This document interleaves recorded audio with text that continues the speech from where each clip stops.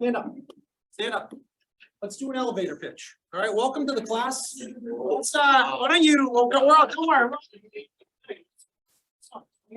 So, welcome to Effective Selling. You're 339. What's your name? What do you mean? Give me a little bit. Elevator pitches, by the way, guys, listen. You gotta sell yourself, right? You sell yourself every single day, correct? Right? We had questions last week. I tried to sell this class. I don't know if I did, but I thought I did a pretty good job. But we sell ourselves every single day to people that you desperately need to connect with. You have about 34 other people in this class. Tell us who you are. Be succinct, be quick, be to the point, as if somebody in an elevator was with you that you needed to connect with. Hello, everyone. My name is Kevin Lynch. I'm from Glastonbury, Connecticut. I'm a senior here at Bentley. I'm on the golf team as well. I've had a great experience here. I've had a few internships in the insurance industry. So I'd be more than willing to connect with anyone. What do we think? Awesome. What do we think? Who else going on first? Welcome. Good to meet you. All right. We get a volunteer. Get a volunteer. Yeah. Good. Gavin Kelly, senior, graduating December. I'm a professional sales major, looking at getting into tech and cybersecurity. Open to connecting with anyone regarding, tech or the software space. Feedback. What do you think? What do you think about his elevator pitch? Yeah. Okay. Relative feedback, right? Sell yourself a little bit. What else? Sounded strong. Passion, right? Yeah. Something we talked about last week, passion, right? Confident. This kid's taking 17 classes this semester. He better have some confidence. He's here right now. He's chowing some food, so confidence. This isn't the only time you guys are going to do this. All right. Every week we're going to do this. It's important for you guys to learn and develop your elevator pitch of who you are in this class. That way, it's a lot easier when you go out and you're in front of somebody and you can tell Kevin Lynch's story, right? I'm Professor Young. I have a passion for selling. I have a passion for teaching and I have a passion for coaching. One of the most important things that I can give you today is this message. Do you need anybody to help coach your teams? Call me. Let me know. That's it. Sell yourself. Like, tell people who you are. Tonight, what you guys are going to have an opportunity to do is sell something, but tell a story around it. Okay? Yes, this big box here is here for a reason. Yep. But that's what this whole thing is all about. You had asked me last week, what are you going to learn in this class? It's not just sales. It's how you make people feel. It's who you are. And so that way, when you leave that door, people are talking about you in a good way. All right. Let's hear it. Stand up. Yep. Introduce yourself. Hello, everyone. I'm Chandler Perry. I'm a management major here in Bentley, graduating today. I'm looking to get into commercial real estate after I graduate, and then very excited to connect with anyone who in that field as well. What do we think? Bring it out. We got 15 weeks to work on it, right? Bring that energy in. Tell us who you are. What are you passionate about? What do you want to do here? What do you want to learn? All right. Let's go. Let's hear from you. Yeah. Hey everyone, my name is Andres Perdomo from Miami, Florida. I'm a senior and a professional sales major. I've worked one sales internship, worked for FedEx. Don't really know what type of industry I want to get into, maybe tech. I don't know if you saw what happened with FedEx, but I don't know if that's looking like a viable option now. Might be the only person who needed over a year to rehab a grade 1 ankle sprain. Here I am. Welcome. Welcome. Okay.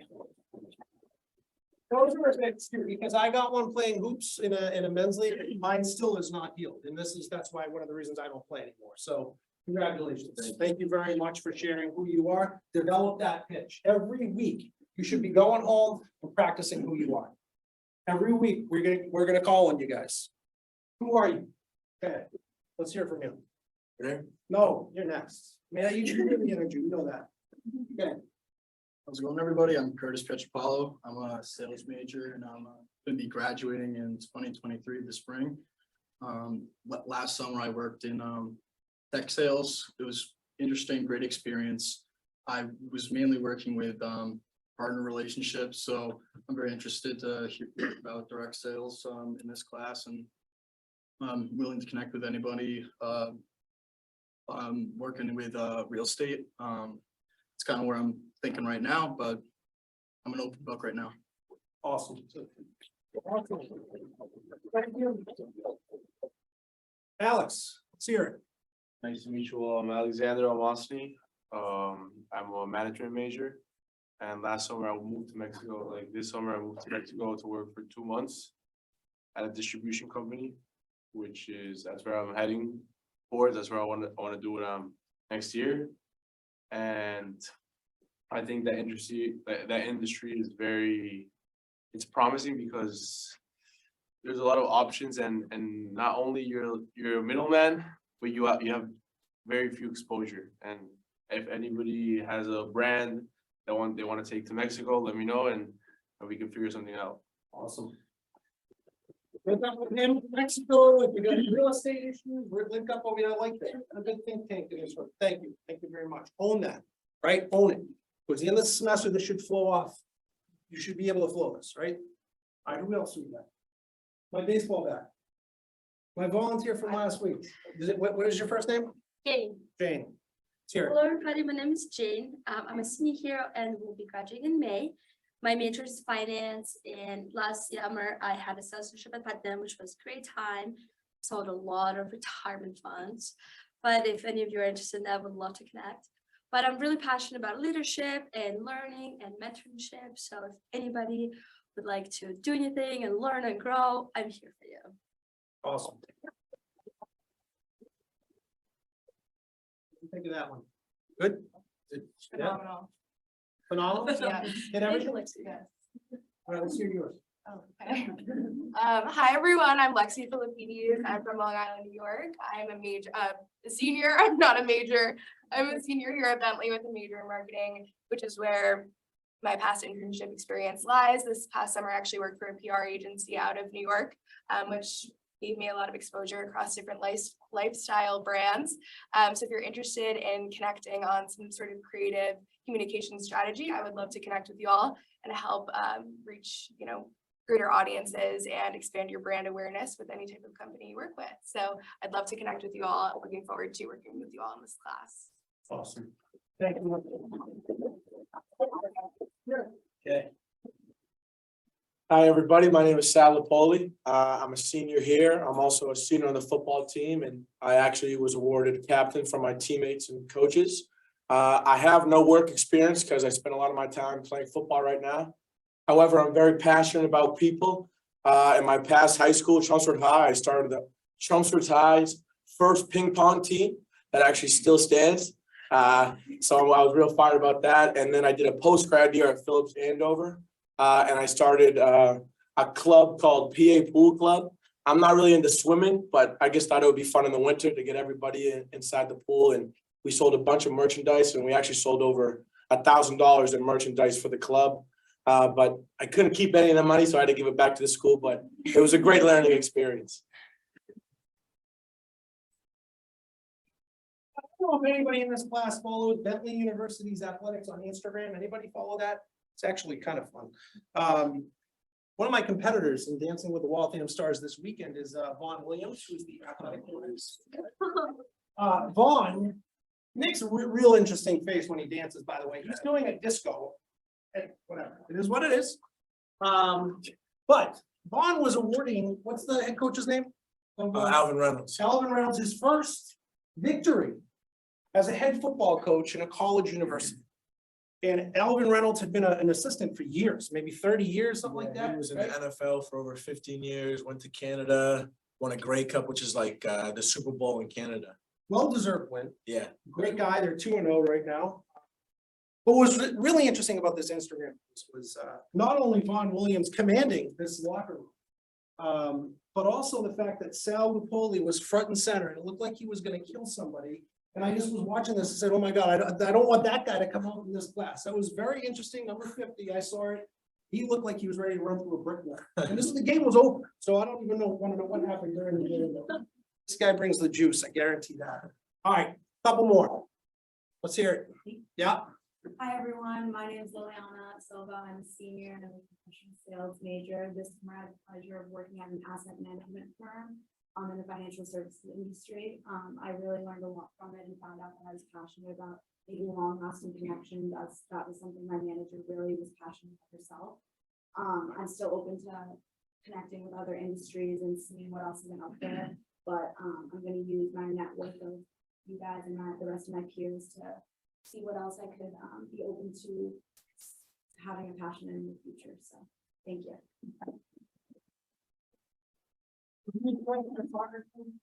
awesome. Okay. Do you know Evan Levine? I do. Evan coaches my daughter, Olivia, on the side. Yeah, great guy, great kid. Dom, get the mustache. You gotta see it. I'm Dominic Gianetto from Southport, Massachusetts. I'm a senior here. I'm a marketing major as well as an English and Media Studies minor. Past internships, I've gotten to do some social media work in marketing, and I've taken this class not only to sell like product or service, but learn how to sell myself as well as the story behind the brand company. Awesome. Thank you. So before we move forward into tonight and to get into what we're gonna sell, let's take a quick step back and talk about last week. All right, what did you guys learn last week? What are some things that you took away from last week's? There's a lot thrown at you, but last week's lesson. What's that? Writing a plan. Writing a plan, right? Pre-call plan. What else? Approach, dialogue, close. What was the first one though? What was before approach? All right, so pre-call plan, approach, dialogue, close. What else? Asking questions. All right. Asking great questions, thoughtful questions, deep questions. Yeah. Asking those questions, build a relationship and tailor the right solution to their needs. Okay. So now you're getting a little bit more specific with what you're asking, what you're listening for. Yep. To focus on like what we can control. The baseball bat. Yeah. Control what you can control, what you can't control. I actually did that to a master class on Friday of last week, and hey, Jane, you actually did a pretty good job when we flipped it over. This woman had it, and she almost went through a glass wall. I mean, she was going like this. I said, just take it easy, and I was doing it over Zoom. I was nervous right there, but kudos to you for doing it. But yes, control what you can control. Be where your feet are at. Like, think about it. The sales perspective. And I'll show you guys this next week. You can only view, and your attention is only good for the person that's in front of you. So make sure that you're here and your feet are here, right in front of that customer all the time. What else?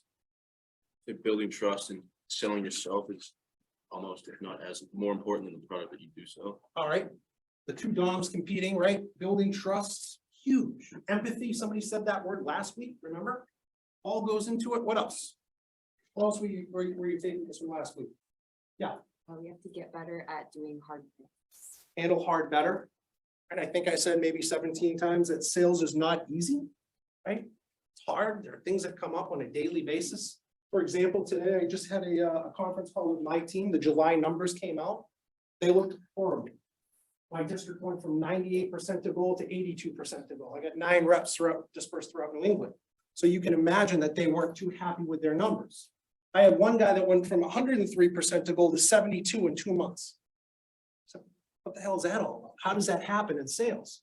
But here I have a representative that's really troubled. He's seeing his book of business go from 100 to 45 in 2 months. So how do you deal with that? Right? How do you keep that guy motivated? So I did a little bit of digging, talked to the people at the headquarters. There's a numbers discrepancy. The numbers that they released are wrong, but it still lands on your representatives. You still have to coach them through that, even though the numbers are off. Something happens every single day in sales. Think about it from a personal selling perspective, right? Take a couple of minutes. Think about personal selling. What does that mean to you? Personal selling, not the book's definition. I want to know what personal selling means to each of you. Think about it.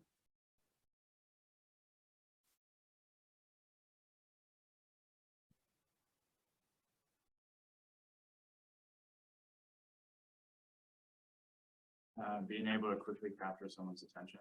All right, personal selling is the ability to quickly capture somebody's attention. All right, what else? Still trust, and I'm just thinking upstairs. Instill trust in the customer. Yeah, I didn't word that correctly, but make sure they trust you. All right, so personal selling has to do with trust. Just like it, trust over there, yeah. Establishing credibility off the bat. All right, street cred, huge, right? How do you do that? State your position. It's a position that like actually would mean something to them. You guys agree with this? State your position in order to gain credibility? Treatment, Huh? treatment. It's like, how you treat them. How you treat them, that's how you build credibility? Yeah. Okay, but how does that happen? Say you're selling a product, so you're selling this water bottle, and they could buy any other water bottle. You give them this water bottle, you take care of them, you ask them how their day is going. And you say you'll give them a discount if you can. You know what I'm saying? Kind of, but I think you gotta dig deeper. Right, building credibility is more than just telling them that they're gonna get a discount in their pricing. Yeah, be on time when you sell to them. Go on. You sell, like, when you deliver to them, deliver on time every time you get there. All right, so I think you're getting there. We're close. What else? I think building credibility starts with solving their problem and explaining to them why you can help them. So solving their problem builds your credibility, right? Can get you into those deeper conversations that you're talking about, right? So what is their problem? So personal selling is all of those things that you reference. It's empathy, it's trust, it's building credibility. It's trying to figure out what their problem is. Why are you there? You're not there to pitch a product. You're there to figure out from them, all right, how do I move this forward? How do I then make this, yeah, go ahead. Also, be honest, there's with your clients and also everything that's transparent, there's no confusion, there's no not being honest with them. Okay. How do you do that? So we, You tell me. um, I think a couple people said a few things. Anybody else want to help so her? like, everything is like right on the papers, we can see that it's transparent, and also like create personal connections with them. Yep. Build the trust, maybe like saying the honest things that you think, don't make like over exaggerate things when they're not. So I was just thinking like just being honest with all of the information that you have, do not like oversell. All right. What else? you have to Thank convince them that whatever they're trying to sell is worth their time and money. Okay. How do you set that up? I guess that's identifying the problem and conveying that they have something that needs to be solved. And then why that solution worth the time. All right. It's important also like to trust what you're selling, to feel like a little like identification with it, in order to sell it like better, so you can feel what the clients can feel. All right. So trust what you're selling, but how about you take it one step further? How about believe in what you're selling? Yeah. Right? Because if I'm going to go out there, I'm going to sell this bottle of water that Alex is telling me that has a great price point, but I don't believe in it. Do you think that comes across to the customer? Right? Do you think that if you're going to get behind something, and you're going to get behind a product and you don't really feel it right here, can you sell that? What do you think? Why? Because you're not passionate about it, and if you don't believe in it, there's no passion. I feel like someone can see if there's passion or not, and if I'm trying to sell something, I'm passionate about it, they become passionate about it too, maybe subconsciously. Okay. Why would the customer buy something that I don't believe in? He won't believe in it either. Okay. Yeah. I think you could probably sell something you don't believe in, it just might not be ethical. Well, you can sell something, right? You can, anybody, there's a billion salespeople out there. I think every single one of those guys or gals believes deeply in the product, believes in what that, no. I see it on my team. I know there's a guy that I'm working with tomorrow. I gotta leave my house at 6 o'clock in the morning in order to get out to the western part of the state to do a pitch with him over breakfast. I know that he's going through the motions. I gotta try to get something out of him. I think somebody asked last class if you've ever sold a product that you thought was inferior. And I think that'd be hard to do, because if you don't believe in what you're selling, then, or even if you don't, I don't know, I personally did a little bit of commercial real estate this summer where I thought that like I was just kind of a middleman where, okay, if they decide like, yeah, to sell it, then I'm there and I get a percentage of that, but it wasn't something that I felt like I actually had a path or that much of an influence in that transaction happening. All right, so remember what you just said, because that's vitally important to what we're gonna be talking about probably for the next hour and 10 minutes.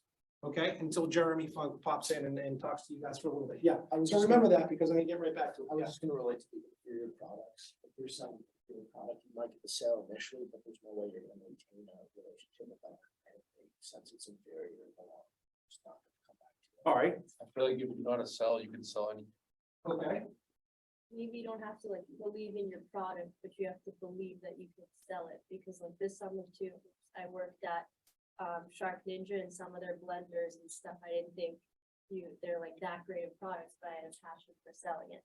Okay, so I love these answers, and the book's gonna tell you this. Right, the book's gonna give you this drawn out answer about what personal selling is all about. I think it's about like what drives you, your why, and why you get up every morning. Yep, 100%. 100%. And that's something that we'll develop in this class. That's part of next week is what is your why? What is it? Have you guys ever thought about it? Ever? I mean, have you thought about what your why is? When you really think about it, and if you ask this question to a ton of professionals, 99% of the time they'll say what? Money. All right, money, what else? This is an easy one. Your family? Yeah, right? So take that away. Take that out of the equation, because 99% of the people are gonna list money and family. Then what do you left with? Impact. Okay, Person that has experience, but it can be like selling to you because I know it can help you and a friend and I want to help you with your goals. so I didn't know what my why was, and this is why this is a great exercise to start doing here and start thinking about. And as you guys get older, your why changes. Your why changes. As you guys get different jobs, your why might shift here and there. I didn't know what my why was. I had no clue when I was 22 years old, sitting in Northeastern University. I had no idea what my why was. Number one, a professor never asked me that, never gave me thought to think about who I am differently, but I had no idea what it was. Not even a clue. I didn't even know that we sold something every day. I didn't even go to school to be in sales. I went to be a broadcaster. But my Boston accent, they didn't like that. So they said, you got to find something else to do. Right? But think about what your why is. I took a circuitous route to get to my why, which is this, which is what I'm doing. A passion for sales, passion for teaching, and a passion for coaching. We're only here for this amount of time on this earth. You think about it, you probably have 80 good years. Hopefully, with science, maybe 90, I don't know, right? I'm 44 years old, so I'm gonna make impact now. What's your purpose? You're only here for this amount of time. You guys are 20 years old, right? You're a quarter of the way there. What are you gonna do to make, what's your purpose? What are you gonna do to make impact as you go on? That's what your why is. Family's gonna be there. Money will come and go. You'll have great years, you'll have years where you're kind of like, oh man, what the heck is going on here? But really, if you think about it, that's your passion. And that's what should come out on a sales call. That's what should come out whenever you step in front of a customer. Now, the book tells you about personal selling this way. I love the fact that it marries in a way, these people right here, the marketing people. Now, you had mentioned something earlier. What did you say? What was your answer as far as, what was your answer earlier? Just that, what part of it? Well, the question, what were we talking about? What was the question that I asked? You said that you didn't feel like you had a part of the sale, but you got percentage of it. Yeah, in real estate. Okay. So, or you're selling an inferior product. No, that I felt like I didn't influence on whether the sale happened or not. Got it. So we get that a lot. Where are my marketers? Two smattering of marketers here. That's why you guys are so vitally important. That's why marketing folks are so vitally important, because they set the tone as far as not giving us an inferior product, about selling a message, selling a story. Your product might not be as good in certain instances, and my product that I sell right now certainly is not than some of the competitors, but our story sure as hell is. right? There's holes that you can poke in any one of those competitors. We do it exceptionally well, and I'll show you guys how we do it. But when you think about marketing concept and how that relates to selling, it's what you guys are going to look at tonight. It's about telling a story. It's about how you sell. It's about bringing in your personality. It's about bringing in who you are into a sales pitch. So I'll show you a quick clip. We'll talk about this and get your reaction to what the marketing concept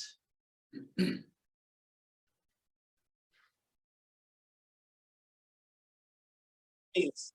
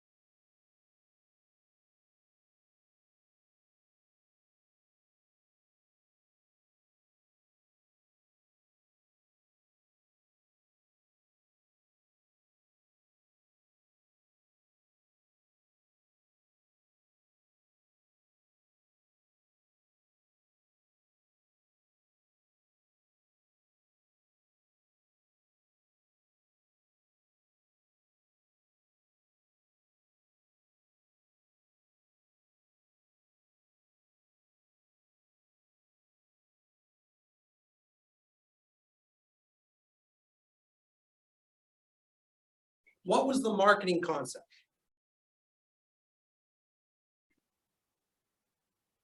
You're not just buying a lipstick, you're buying a sense of control, and you're buying the ability to let everyone know that, you know, whoever is your man. Was that the marketing concept or was that the sales concept? Mark your man. Mark your man, who said that? Was the marketing concept, right? So mark your man. Bunch of people in a conference room, right? People are all talking about it. Marketing concept is mark your man, and you heard a smattering of ideas beforehand, right? What else? Yeah? The marketing concept and the sales concept, because if they don't align, you can sell it. Is the marketing concept and the sales concept the same? What do you guys think? I mean, I think they align, you know, I think mark your man is the marketing concept, the tagline, but then when he stood up and went into that whole story about ownership and giving women the choices, and they're not just picking a lipstick, but they're, you know, the same way they choose a man, same way they choose a partner. I think that's the story that really goes into the selling concept. So, love it, 100%. Like, how, did you guys see the room? Did you see the body language? Did you see the tone? Did you see the look that the decision maker made at the very end of that clip? What did he say to the sales guy, Don Draper, at the very end? Sit down. What does that mean? Let's talk. Let's talk what? Business. So your job as sales professionals is to think about the marketing concept and how that marries into the sales concept. Now, we had an example here about how do you sell an inferior, and I might be getting the words wrong, or a product, whatever. How we distinguish our products is the most important thing. How he distinguished lipstick was the most important thing. And as we go on tonight, the exercise later this evening, you'll see how he distinguishes other things. So for me, in my job, when I sell Cosmetics to dermatologists, How do I distinguish us against the competition? What are ways that I do what he did in front of dermatologists every single day? What are some things that you can think of? How do I distinguish a product for dermatology in the way of Don Draper? So you're gonna hide.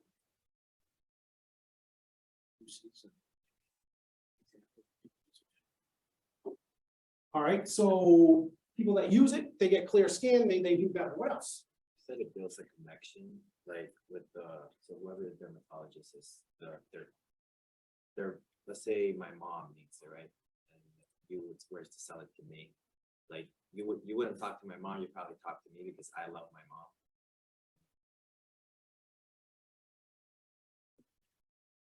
That's what you're talking about. Right here. Right, this guy right here is my #1 customer. #1 guy, right? So personal connection, how you connect with your customers.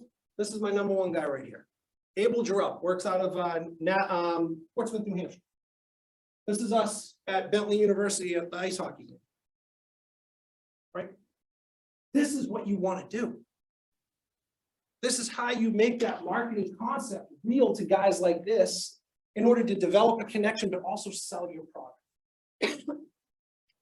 There's a distinction there too. There's a step that you have to go through in order to tell him who you are, but also sell.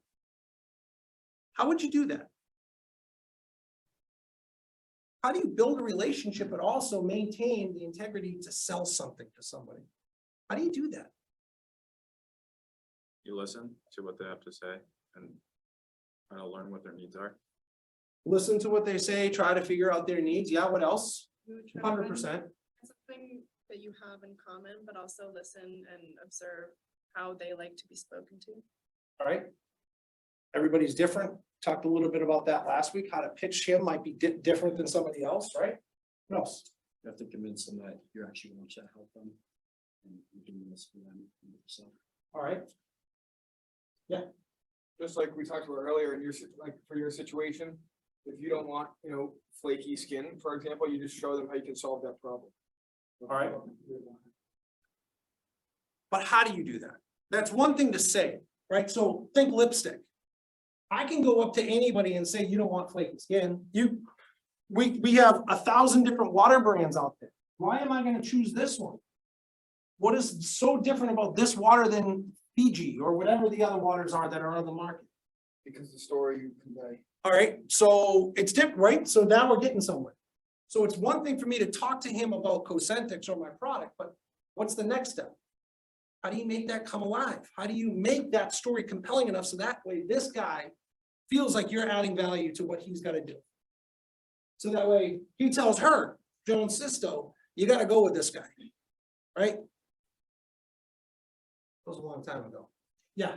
You know, try to find similar values. So I guess you both like ice hockey, so that's a point where you can connect, and then you both don't like flaky skin, so that would be another point. A connection, right? West Point guy loves to gamble, degenerate gambler. He's always looking at the lines, I'm telling you. And I don't give much. But he's always sending text messages out, but that's what you want. If you're not on that text chain, do you think he's gonna buy from you? No. Go ahead. So to build off that, like, since he is still a customer, ensure that he's always happy. So gambling or taking him to the Bentley ice hockey game. Yeah.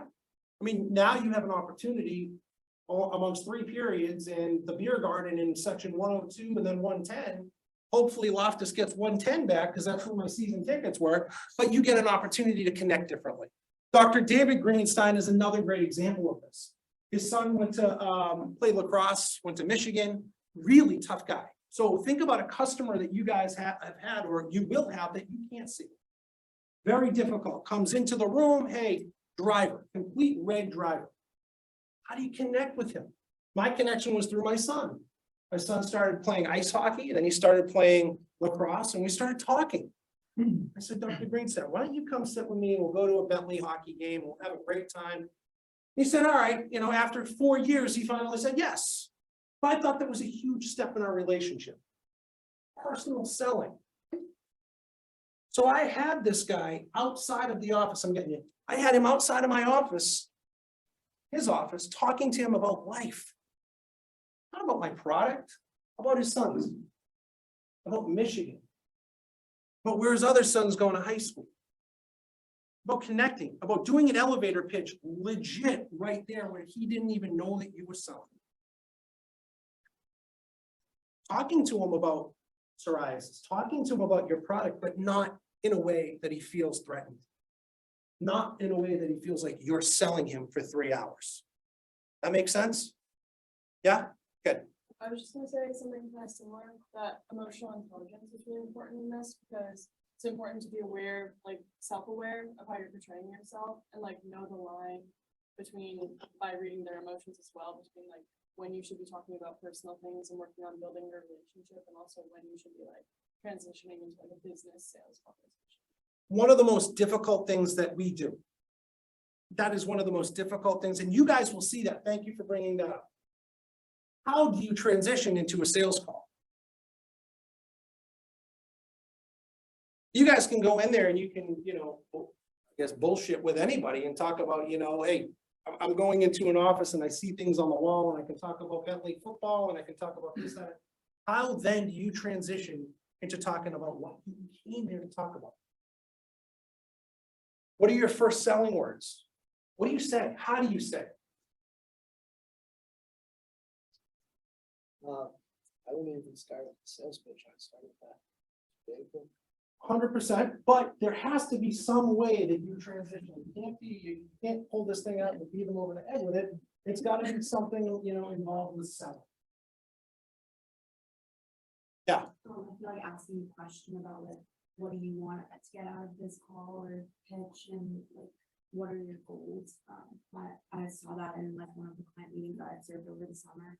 She was talking about their family and kids, and then she was like, oh, so like we've been doing well, like what do you want in the future from me? She asked the question first. I almost never write. My penmanship is terrible and I apologize ahead of time. So defining goals, right? Establishing a set of goals, right? One other thing that I would say along goals, I would say value. How do I add value to what you're doing? Tell me some ways that our relationship can grow by me adding value to what you're doing here. Value, trust, empathy, all words that you can use when you're talking to somebody to build that credibility that we seek as sales professionals. And it's okay to say that. One thing that as salespeople we do a terrible job of, and I try to coach my team, is be vulnerable. Be vulnerable. Tell the customer, I don't know everything. I'm depending on you to help me. I'm here to add value to whatever it is that you're doing. Let me know how I can do that. You had your hand up. Yeah, I was just gonna say, I feel like it's kind of like in an interview or when you're networking, and like you start out like trying to find like things that you have in common, like mutual connections, and like that's how usually like when you have like a phone screening or whatever, like that's how it usually goes, like they ask you about yourself. And then like you transition to like kind of selling yourself or saying why you would be good for the role or like why they should hire you by usually like asking them a question about their experience. And then you say like, oh, like that sounds really cool. This is what I could do to add to that. I feel like that's Well, a good way to. that's one of the most delicate dances. We talked about dancing earlier. That's one of the most delicate dances that you can do. Think about an interview. That's like a waltz, right? You try to get to know each other, and then there's like you get to know each other, and then you're twirling each other by the end. If it goes well, if it doesn't, you're hitting the bar real quick, and either way. But that it's a dance. Sales, as I tried to say last week, is an art form. It's an art form. Not everybody can do it. Yeah. I have a question about when you go into one of these offices. So you talked about how you see something on the wall, you're talking about whatever on the wall. In the transition, when you start talking about business, is there like a moment where you're like, all right, 100%. So it's not like a smooth transition where you work it in, you say, all right. The exceptional, the top 1%ers can do that transition as if it's nothing. They can. right? Think about think about what the elevator pitch that we heard earlier. Passion, energy. You know, it can be as simple as, hey, how's your kids doing? Just pretend that you have some kids, okay? They're doing great, okay, how was your weekend? So much fun. Yeah, what'd you guys do? We went to the park. We did a bonfire. Sounds incredible. How about you? What'd you do? This weekend? I drove my kids around everywhere. It was pretty much all I do every weekend. That's not here nor there, but that's what we do when we're parents, and I'm sure you can appreciate that. Let me ask you a couple quick questions.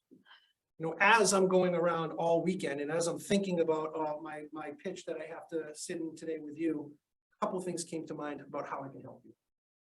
And if you have a couple minutes, I'd love to go over them with you. Minor, you know, tweak it. I mean, I'm on the spot here in the hot lights and, you know, whatever, but, you know, I also don't know her as like one of my customers. And you got to develop that relationship, that bond, so to speak, before you can kind of go and, you know, maneuver into a sales pitch. Yeah. Yeah, and I think transitions is always the best way, but I feel like in the real world too, you're always on a time crunch. So it's like you can talk, you can, you know, shoot the shit for 5 minutes in the first 5 minutes of the call, but eventually you're gonna have to be like, all right, you know, let's get down to business. I don't want to waste your time here, right? Like, I feel like it can't always be personal. I would stay away from, I don't want to waste your time. I would stay away from that vocabulary. Why? It's just putting yourself down. Immediately. Because you're just basically saying to that customer, well, this is gonna be a waste of time. Honestly, I mean, think about it. If you say that, the customer's thinking right there, well, why is this guy even here? Right? So get away from that. You're there to add value. That's why you're in front of them.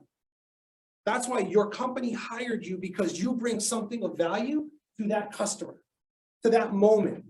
When that door closes, you're on. You're not wasting anybody's time. You're there to sell, and you're there to find out what their needs are. All right? Yeah. I heard a lot this summer, like, I really value your time, or like, I know that, or that was mostly it. Like, I value your time, so let's move on, basically, instead of like, I don't want to waste your time. Yeah, value. Think about your words. Said to Parker earlier, words matter. So instead of saying things, think about them beforehand. Pre-call plan. Before you go into that pitch, you should know some of the questions that you want to ask. You should know, all right, what are the relative objections that I might get here? If I get moved off my spot, what are some things that I can anticipate and say in order to get them back? Right? I had a pitch last week with one of my reps down in New Haven, Brand. And all the Dr. Carroll wanted to talk about was she's doing a renovation at her daughter's house. It's fine. Perfect. That's what she wanted to talk about. And we talked about it. I'm doing a renovation project at my house right now. And we had a nice connection there. But we were able to maneuver and transition, say, hey, listen, you know, we just drove 2.5 hours to see you. Love to get your opinion on this. Teach me, explain to me, help me understand. Those are words that you can use where it gets people to open up. Think about your role plays at the end of the semester. How can you connect with the customer that's going to be sitting across from you? I've done this now 10 times, 10 semesters. I've seen every single one, the good, the bad, and the ugly. I had one kid that passed out in a Damien 140. Legit passed out. So nervous about like getting up in front of the room and doing a role play. We had to get him water. Like so nervous. Happens. But words matter. Not the pass out part, but words matter. Right? How do you connect? What are some things that you can take out of this project that you guys are going to do, selling a pharmaceutical? Are you going to show up and throw up? Right? Are you going to learn what the product is and what it does? And that it's not all about price, that it's about a connection with somebody? That's what good looks like. That's what sales is. It's a relationship. What questions are you going to ask Jeremy? That's why we ask questions. That's why we develop them over time. Yeah. You say it's not only what you say, but it's how you say it. Confidence and relatability and empathy that you can you can provide in your voice. Explain that to me. I mean, I feel like personally, if I'm talking to someone, I can tell right away if they're genuine or not. So if you're just kind of using the same spiel over and over again, that people can pick up on that. But if you find that middle ground and you can take time to pause, change your tone of voice, body language, things like that, I think that goes a long way. All right. Being authentic, right? Lends to credibility, lends to them trusting you, right? All of those things. What else? I think like the pleasantries and the small talk at the beginning and having that connection is definitely part of it. But I think if you can transition into them actually getting them, like, no one wants to admit that they have problems and no one wants to tell their problem. So if you can like transition into them actually telling you a problem and then maybe like relating, oh, I've struggled with that too, or this is something that, you know, I've dealt with before and this is how it's been fixed and this is how I can add value. It's like treating yourself as like a resource to them rather than as like a pesky salesperson. All right. So a great visualization about what we're talking about here, right? Anybody watch The Office? Okay, so one of my favorite scenes of all time is this one right here. Watch this scene. It's 5 minutes in length, but think about what the connections are. Think about what the story is. Think about what the marketing concept is and how it relates to the sales process. You got me? All right.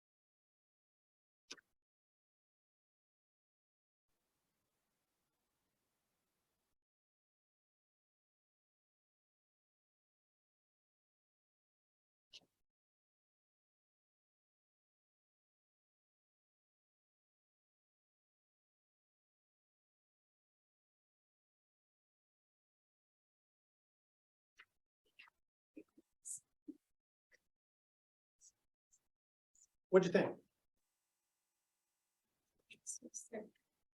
Great way, I think. I mean, obviously not exactly to that extent, but Think about the interaction.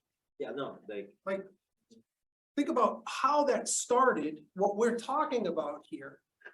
Personal selling philosophies. How does that relate to what we're talking about? What did you see? What did you feel? I think the biggest part that I saw was the relationship being made. I think at first when, I don't know the woman's name. Jan Levinson Gould?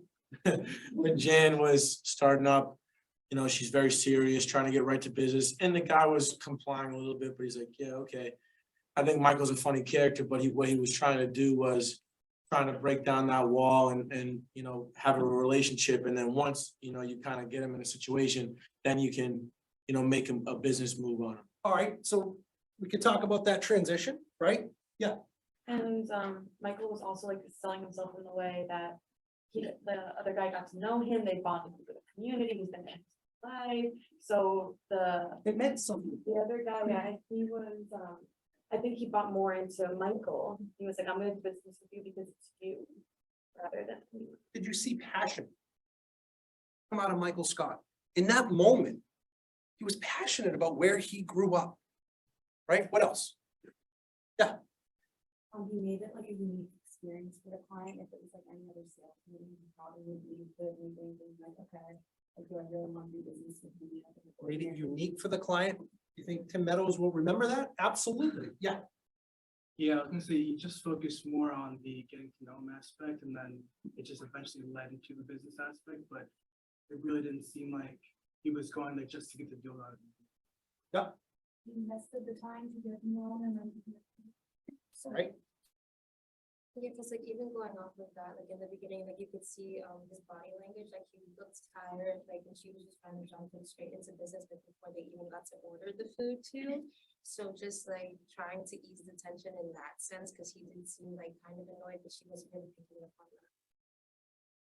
Couldn't take social cues at all, right? So we talk about perception. Who was the one that mentioned perception earlier tonight? That's what, she had no perception about what that moment meant. And that's what that is. A sales call is a moment. It's such a unique, it's like being on the football field, being in your sport. It's such a unique back and forth with that customer, with that person that you need to connect with.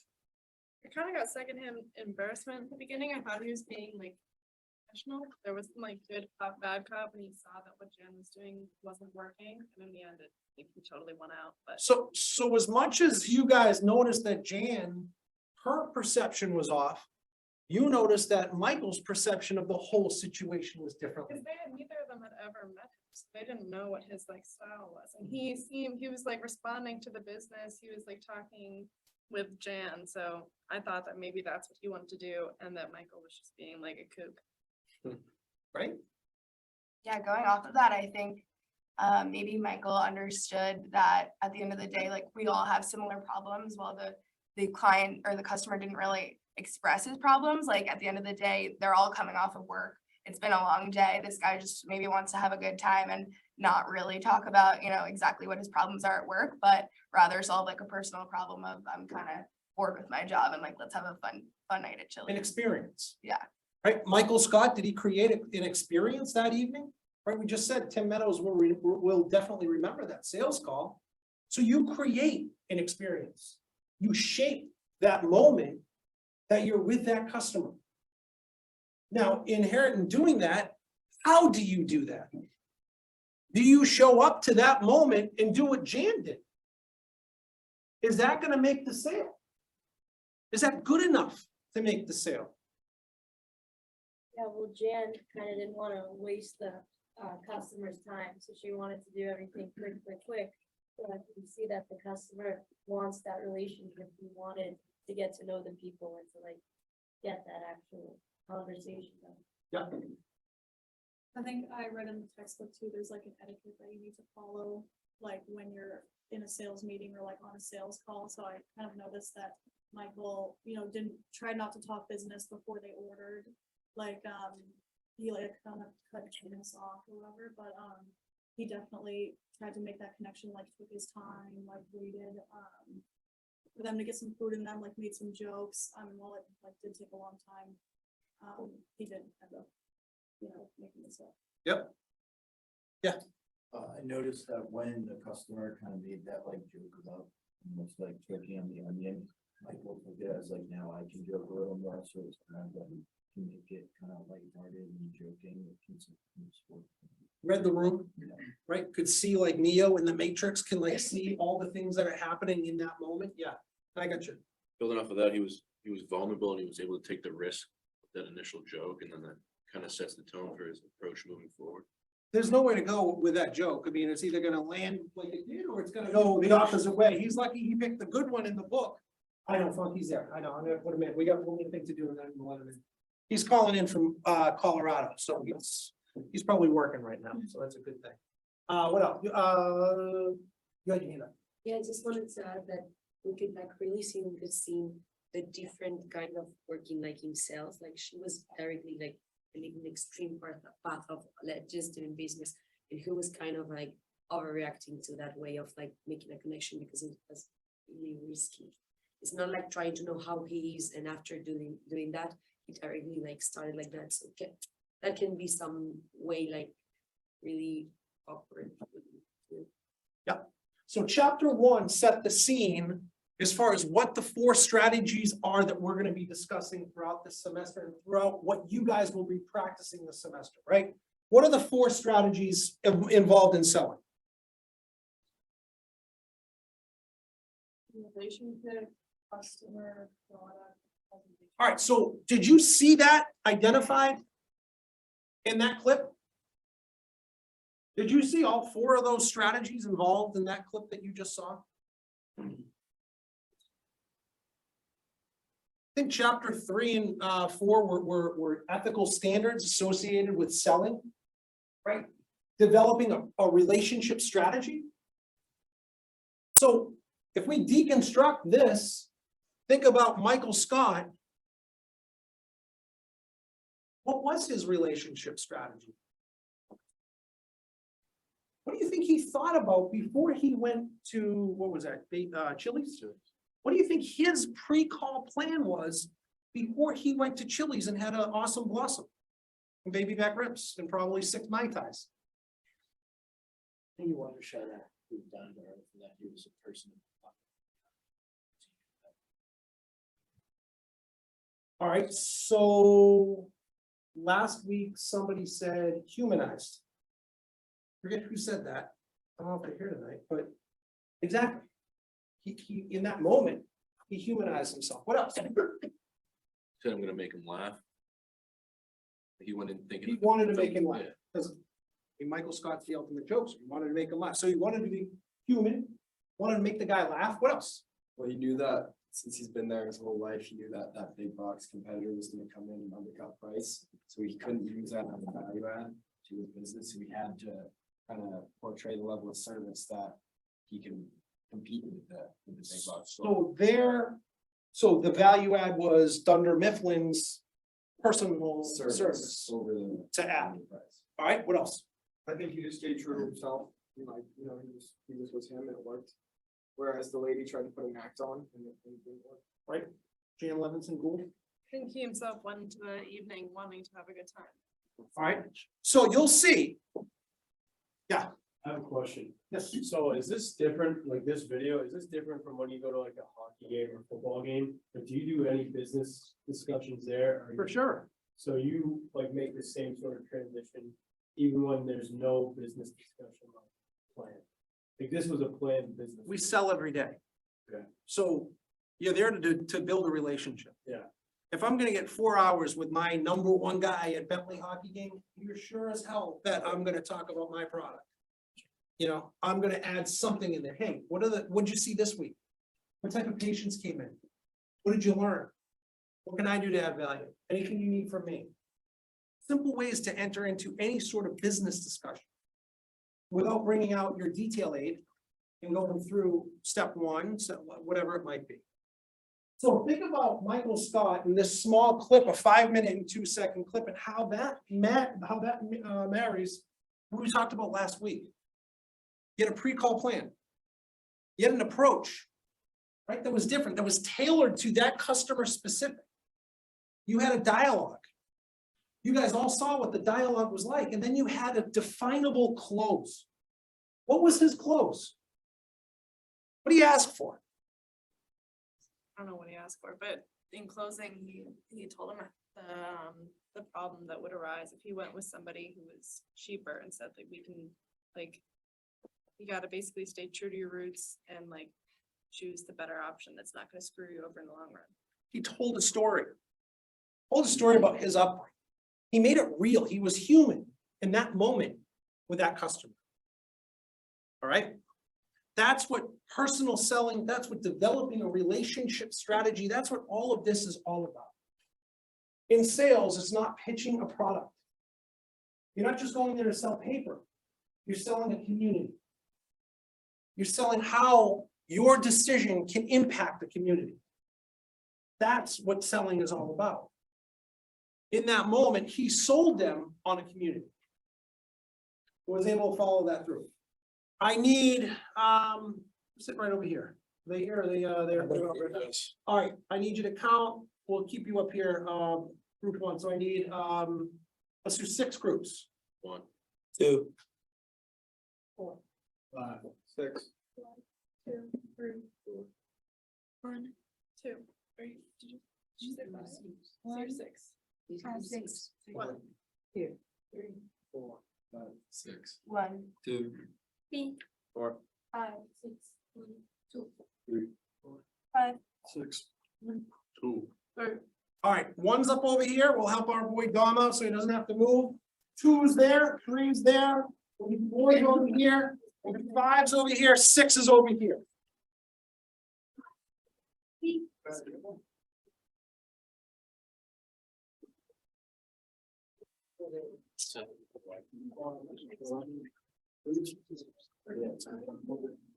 Got some more Legos tonight? 6, yes. back.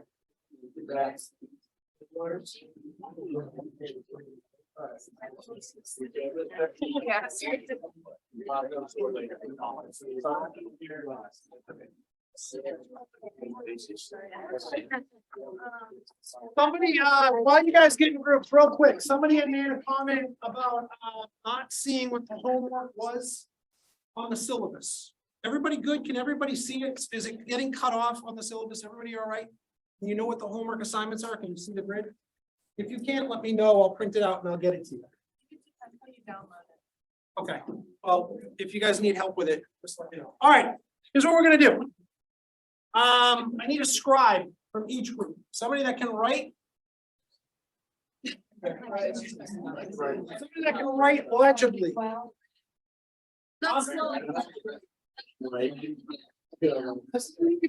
Easy part.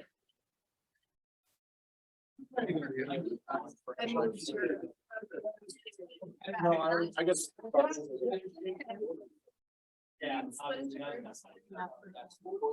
Yes. Hey, here's what we're gonna do. Are you group 3? Yes, ma'am. Here's what we're gonna do. You're gonna sell this. All you need to sell this is right here. All you need to sell this product is right here. Okay? You got the boxes. You got information inside. You got this thing right here. You guys are gonna sell this product. You get 10 minutes to pre-call plan, develop your pitch, and then we're gonna come back and we're gonna pitch this product. You're selling it to somebody that would want to buy this product. You got me? I got 10 minutes to figure that out. You got 10 minutes to develop your pitch on this product. When did you sell this in your life? How many years ago? Where you can put your stuff. Really bad. Sorry, I'm kind of like walking on your stuff. Okay. So I'm gonna let them check it out. I don't trust the team.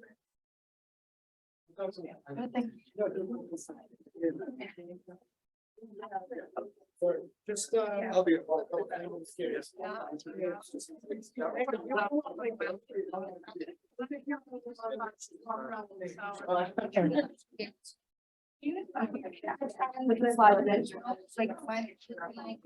But it's so much really. Complimented about it.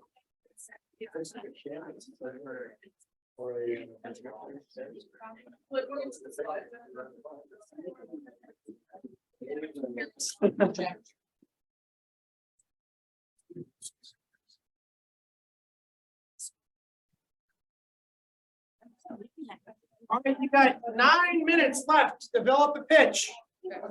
Then we're gonna funk it up. 9 minutes left. Yeah.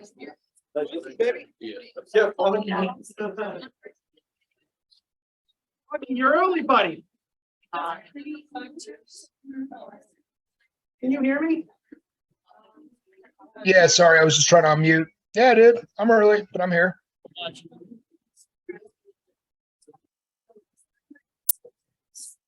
We're going through a project right now. We have a couple of minutes. Yeah, no worries. I'm here. Just let me know. Yes, yes, we're just taking a picture of this. I mean.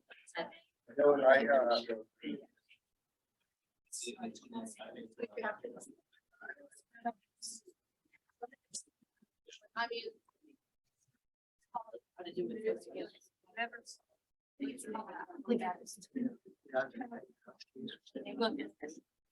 Next time we pictures.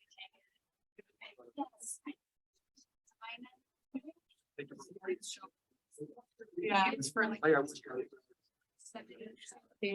Everybody okay if I take a picture?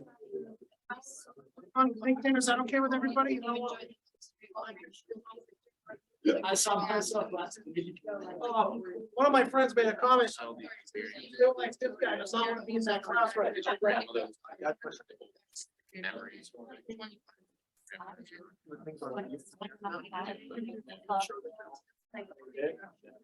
Or don't sell it. Like, what are you gonna use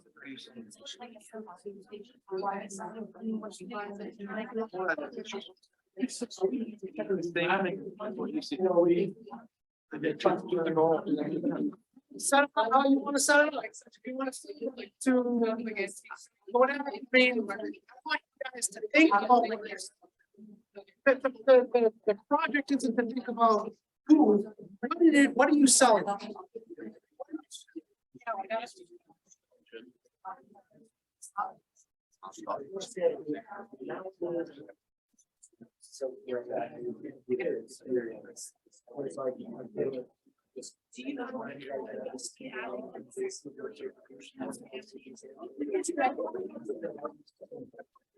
So we're gonna come probably in quick increments because we're gonna get.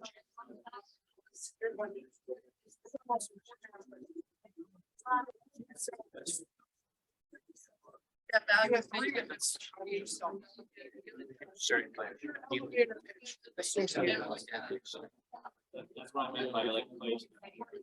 Oh, right, so take some.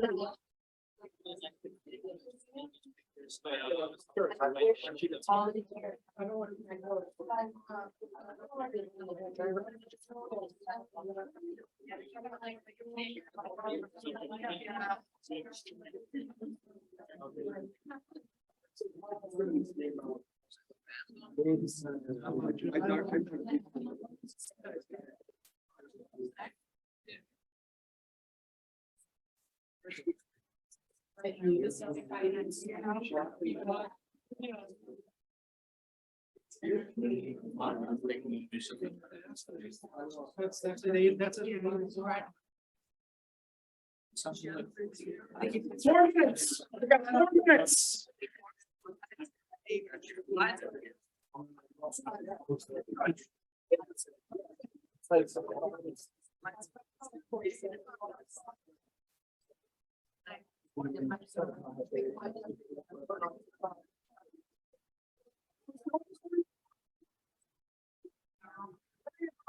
Yourself.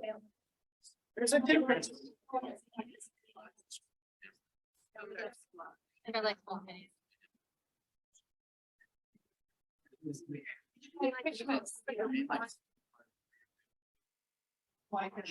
Yeah, reliving past slides. We did just say, No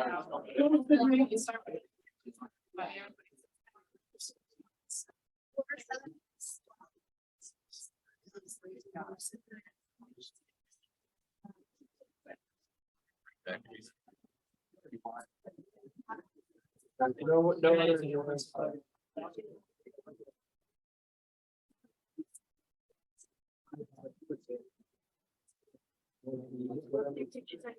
It's so frustrating, but I think it creates the experience for everybody. The one, everyone's the one who enjoys the ride, it's supposed to come on.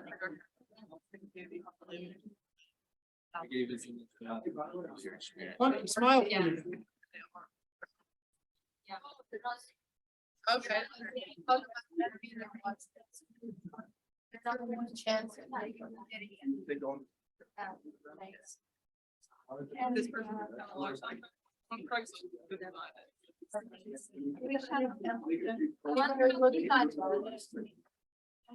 One chance to see hidden gem.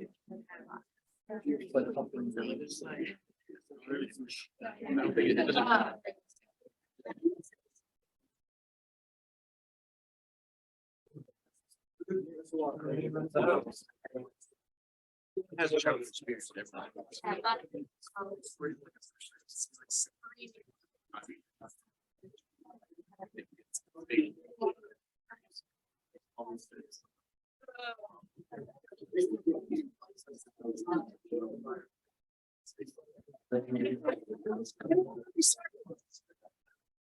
Seconds. You can say that. Yeah.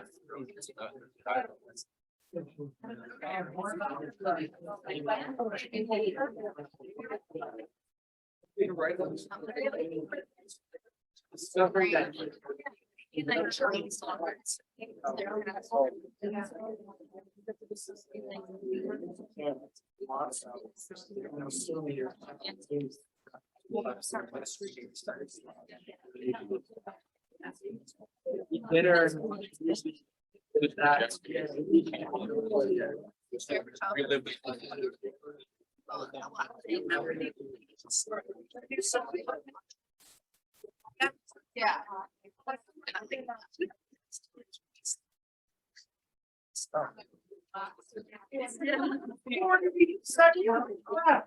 Yeah. To develop. Digital memories.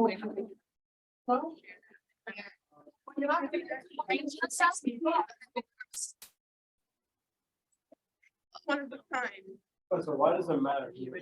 product. Because I don't care. You can see it up however you want. You can sell to the seat, little coat. I don't.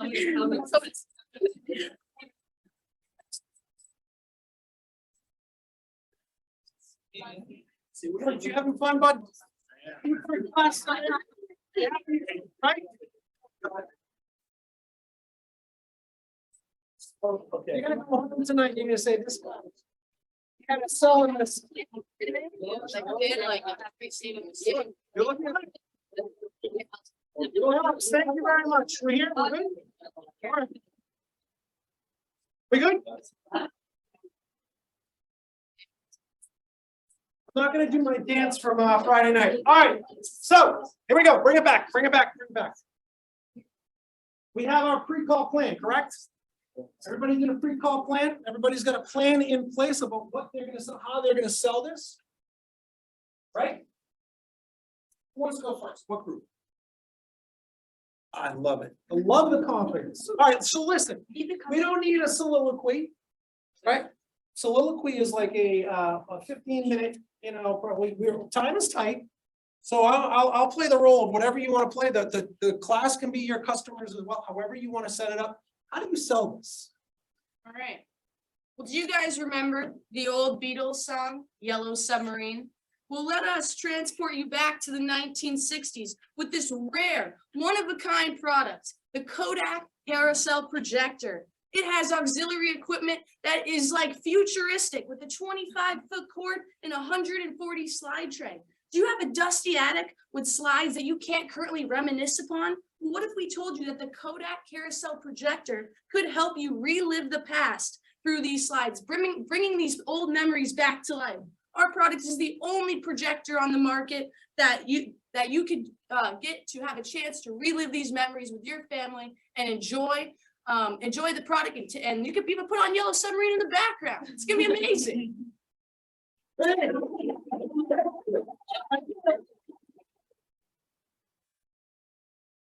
What was your first name again? Autumn. Awesome. Thank you. Love the passion, love the passion. We'll deconstruct these, so remember, that group is Yellow Submarine, okay? Got that. All right, who's next? What group's next? Yeah, that's tough. All right, let's hear it. All right, let's take a trip back down a memory lane. Christmas morning, 2005. You and your siblings, all with your matching pajamas. Run downstairs, 6 a.m. You're eager to see what's under the Christmas tree. You open your first gift. You look to your right, and there's your mom with her disposable camera, taking pictures of you and your siblings as you open your favorite pirate ship, your favorite Lego Batman, Arkham City, new edition. Now, let me ask you, what's one of your favorite memories? As growing up as a child, we would always spend Thanksgiving with my mom's side of the family who would come down from Massachusetts all the way down to Long Island. And Thanksgiving would often fall on my birthday. So my 6th birthday was Thanksgiving, and all I asked for that birthday of mine was just to be with my family, and we made pumpkin pie. And I have pictures, thankfully, from my grandpa, who was like our family photographer, that I get to look back on that birthday and reminisce with my family. Do any of you guys have a childhood memory that's really envisioned in your brain that you just kind of wish you could transport back on? We'd love to hear maybe a holiday, a birthday. Yeah, raise your hand. A birthday party when I was a young kid and my whole family was there, and it was just a beautiful time. Yeah. And there was a lot of Polaroid photos there. There you go. So now with the Kodak carousel projector, you can relive that memory as a kid, and you can share it with the people that you created those memories, or with new people that you want to share that core memory with. So what do you say? Why don't you come by the Kodak carousel projector?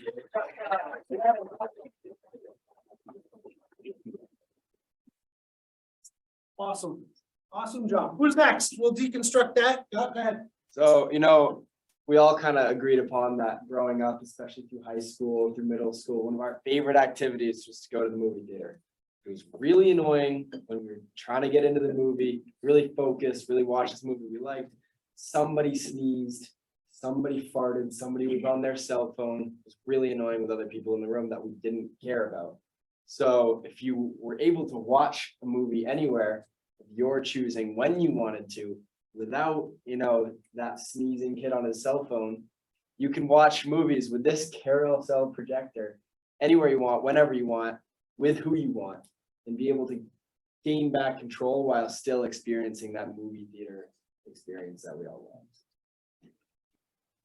want. I didn't know what to talk. Great job. Let's hear it. Expecting big things from that group. Here we go. Okay. Join me back in time. Do you guys, who here, let's just start like this. Raise your hand if you take those Polaroid Huji photos, whether they have the new Huji app or back then you took the Polaroid photos. Now, how awesome was it to when you're stumbling in your closet looking for something and you find the old pack of your family's Christmas photos, Thanksgiving photos, or times that you have with your loved ones. Now, those are some of the most enjoyable times. What if I tell you that we have the Kodak projector with over 140 slides that you can share those beautiful moments anytime you want? And and also to mention, this is a collector's item. This item was first made in the 1950s, but I'll tell you what, it is still primed and ready to go today. It can be used, it can be passed down to your kids, your grandkids, and your great grandkids. Because I'll tell you what, memories last forever, but also those Polaroid photos, those last forever too, because for some reason, I find photos from 2001, 2003 still in my closet.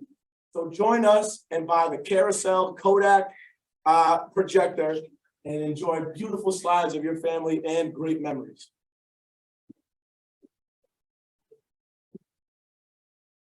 Oh, he definitely lacks confidence. I don't know. It's the captain. That's his nickname, the captain. All right, we got 2 groups left. You guys, all right, ready? Yep. College students, everybody here. Everybody here has roommates. Some of them clumsy, lazy. Almost all of us can be lazy and clumsy on Friday and Saturday nights. So that's why we have the Kodak projector. Some of the most expensive technology we have in our dorms are televisions. And this piece of equipment here, you can put it off to the side, hang it out in your dorm and make a whole movie theater out of your new dorm. So now you don't have to worry about your roommates banging into your TV, going to have to buy a new one, and you have this nice projector and any room can be a theater.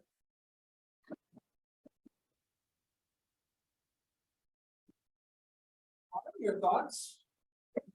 Need a projector. I'm sold. Sold, right? There you go. There's a customer for you. Not a hobby customer. Let's hear it. All right, let's see a show of hands here. Who here remembers their mom on those family vacations that you were looking forward to, getting frustrated with how many photos she was taking on that yellow Kodiak camera roll?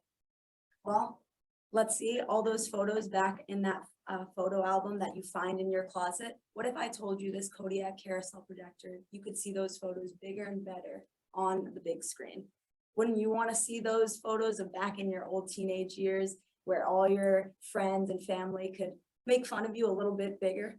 Well, let me tell you, this product will do just that and more. It can go with you wherever you go. Your families can bring that to any family reunion you have at next Christmas, the following year, and those vintage photos will stay with you forever, but now bigger. So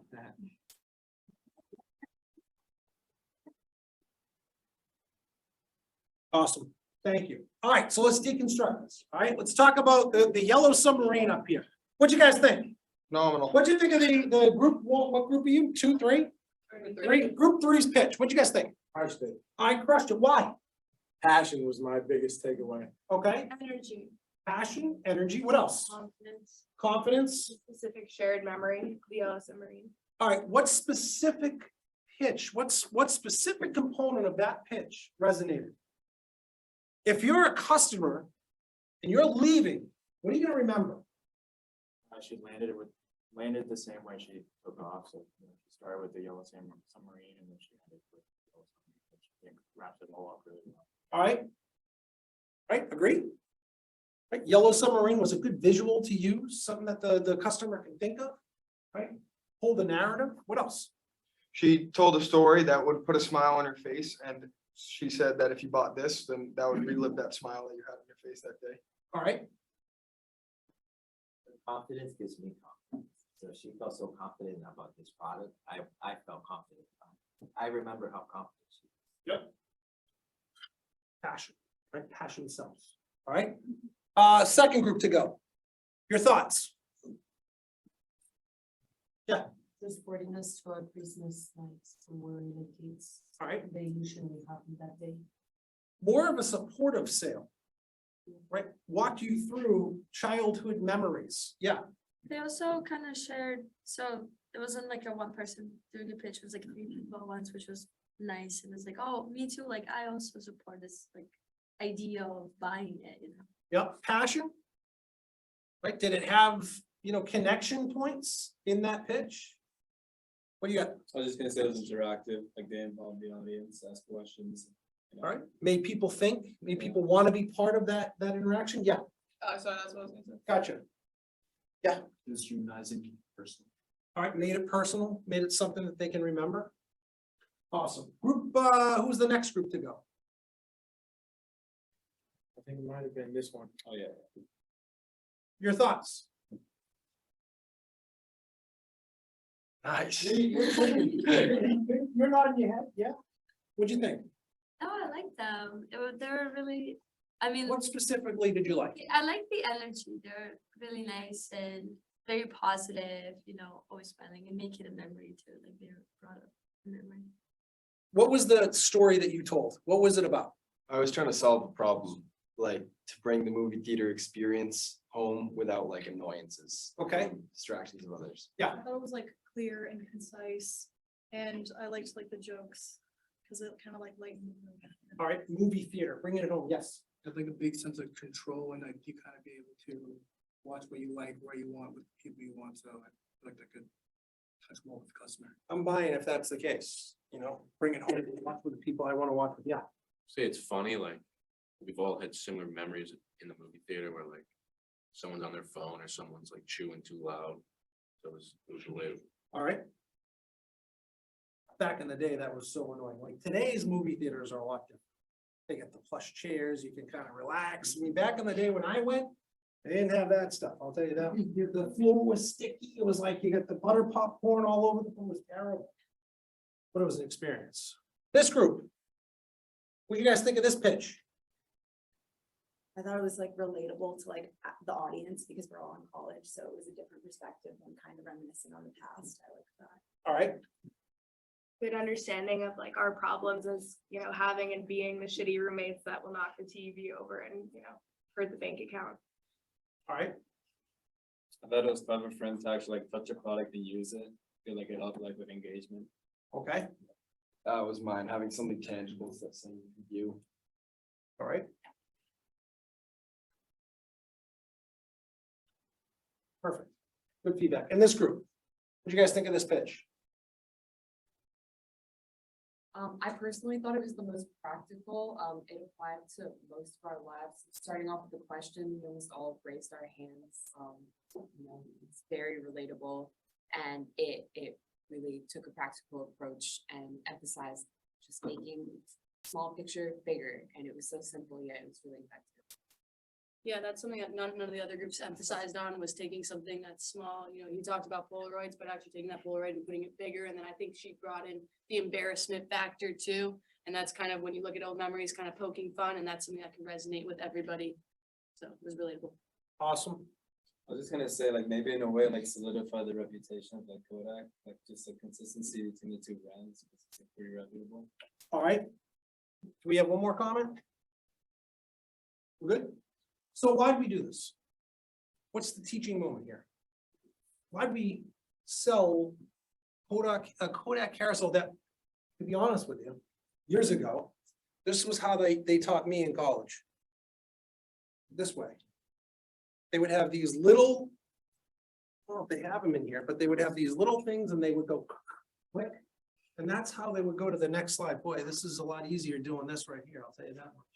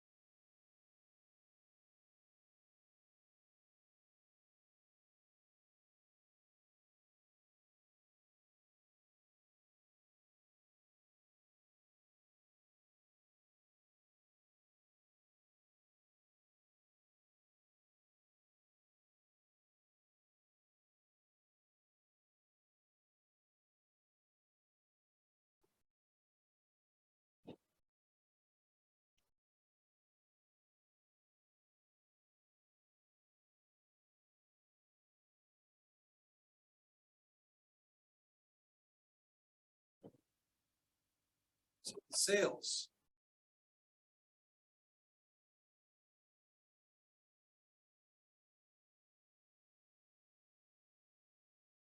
That's another good one. If you can get the look that you got, very end, that sales pitch, in that room, that's how you tell a story. So think about all of the individual exercises that you came up with tonight in 10 minutes. You told a story about making this something that you can bring home. You guys told a story about photographs, right? You guys told a story about a yellow submarine. You guys told a story about something completely different. Teach back moment here is that even selling something like this, like an old carousel that I bought on eBay for $35.99. There's a story behind it. Right? There's a story behind it. It's up to you guys to tell that story. To really think about the product, the relationship strategy, the product strategy, presentation strategy, the customer strategy, and sell your product. In that clip, were all 4 of those strategies exhibited? You're saying yes, Yeah, right? Why? How? I mean, I think the biggest thing, I'm literally writing a note that says he made the people in the room feel something. And I feel like if you can do that, it's cemented a relationship, it's proved your product, you've presented it in a way that's captivated their attention. And I mean, it's for the customer.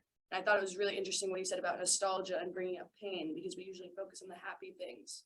And his comment about it's not it's a time machine. I was like, wow, that gave me chills, honestly. Yeah, I mean, that's the teach back. It's not a wheel. It's something completely different. The products that you're going to be pitching at the end of the semester isn't just a product. How do you incorporate this into your pitch? How do you incorporate this tenet into what you guys sell going forward? We have 13 more weeks, 12 more weeks where we're together in this room. Think about these key concepts.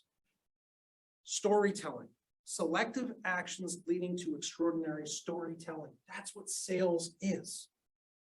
It's about how you make people feel. It's about how you make these customers.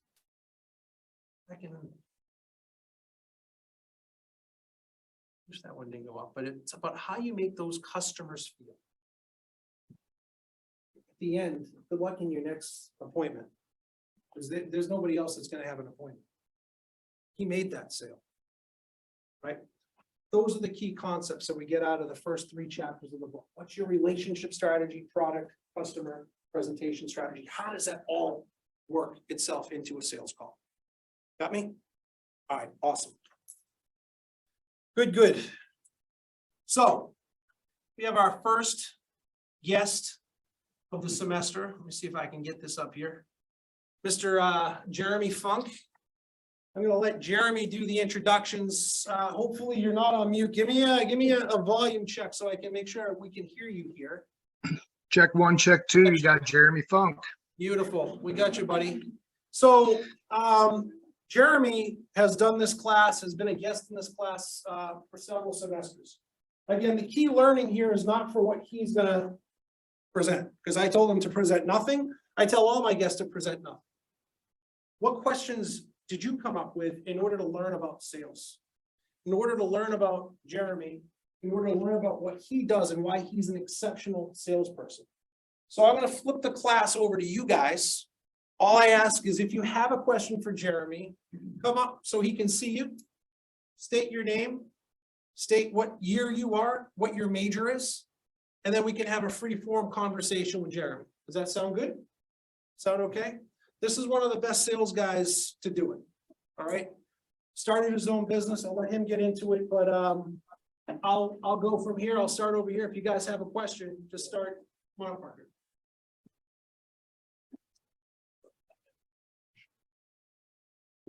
You can see me now. Hey, Jeremy. My name is Parker Gooden. I'm a senior studying finance here at Bentley. This is my last semester. I had a question planned, but then I saw your shirt and I'm gonna do a little detour here. I see you got the Habitat for Humanity shirt. I assume you're pretty passionate about maybe a community service or just for Habitat. How do you work that into sales pitches, especially when you're working, I don't know if you work with like governmental contracts, but if you're working with a public service company or public Sure. service customer, how do you work your passions like community service into that? Wow, that's a great question. Let me give you a little bit of background on me, and then I can jump into answering that because it's a very meaningful and important question. My name's Jeremy Funk. I grew up in Plymouth, New Hampshire. Actually went to Brandeis, just down the road from you guys. Graduated about 20 years ago. Wasn't really sure what I wanted to do, but in the early 2000s, the technology industry was really starting to blow up. And I realized that with my skill set, personality, and work ethic, that sales would be my quickest path to creating revenue and value for companies. I didn't realize that I'd still be in it here 20 years later. You know, as far as it relates to giving back, it truly is about connection, and it has to be about authentic connection that you make with people. As I've mentioned that I started my own company, and indeed I'm an entrepreneur. I have a few different companies that I run right now, but primarily what I do is broker somebody who's looking to sell a product with someone who may have interest in gaining value from that solution. And what we do is basically try to vet out who are the up and comers and who are the companies that can really provide the right solution, and then bring those to people that I've developed deep and real authentic connections with that are now executives within energy companies. Those relationships were not built through selling them something. Those relationships have been built through a genuine interest in what matters to them. So to peel it back a little bit, when I go into a room, I don't want it to be about me pitching my product. I want to understand what their pain points are, what interests them. I want to take them out for a drink afterwards. I want to grab coffee with them. I want to know if my solution is actually the right solution for them. A lot of the people that come to me and ask me, Jeremy, what are the products that we should be looking at right now, are people who I have not sold products to intentionally because it was not the right fit for their business. And that has taken me a lot further than any commission check ever would. To spin that a little bit into a charitable component, as you get deeper into your careers, look, I was a college student once, you know, $270 to my name, like I get it. But truly, it's about when you get into these deeper executive roles and further into your career, you really want to give back. I've been given a tremendous amount of opportunity. I think Zev would say the same thing, and then took the most out of that opportunity. Charitable giving is a very important component as you get deeper into your career and start understanding what matters to people. So yeah, I'm wearing a Habitat for Humanity shirt. It's actually an International Women Build Week that my wife was a part of out here with her organization. She works for a nonprofit. So it's very simple conversations. If I'm to ask somebody what they care about from a charitable giving perspective, it usually is something that's important or personal to them. If somebody wants to give back to the American Cancer Society, they've probably lost somebody in their family due to cancer, right? If somebody came from an underprivileged household, they probably have a deep interest in supporting organizations that look to prevent dropout, right? To aid in dropout prevention. You're not selling to a company. You're doing business and connecting with people authentically. And that could be everything as simple as children, sports teams, right? Charitable giving and donations. You know, what is important to you? Think about what's important to you and realize the person sitting on the other side of the desk is a human being, just like we are. And we yearn for deep and real authentic connection. So charitable giving is a very important part of that, but it's just one of the ways that I will engage with someone to get to know them, understand their pain points, and then provide the appropriate value. Thank you for the question.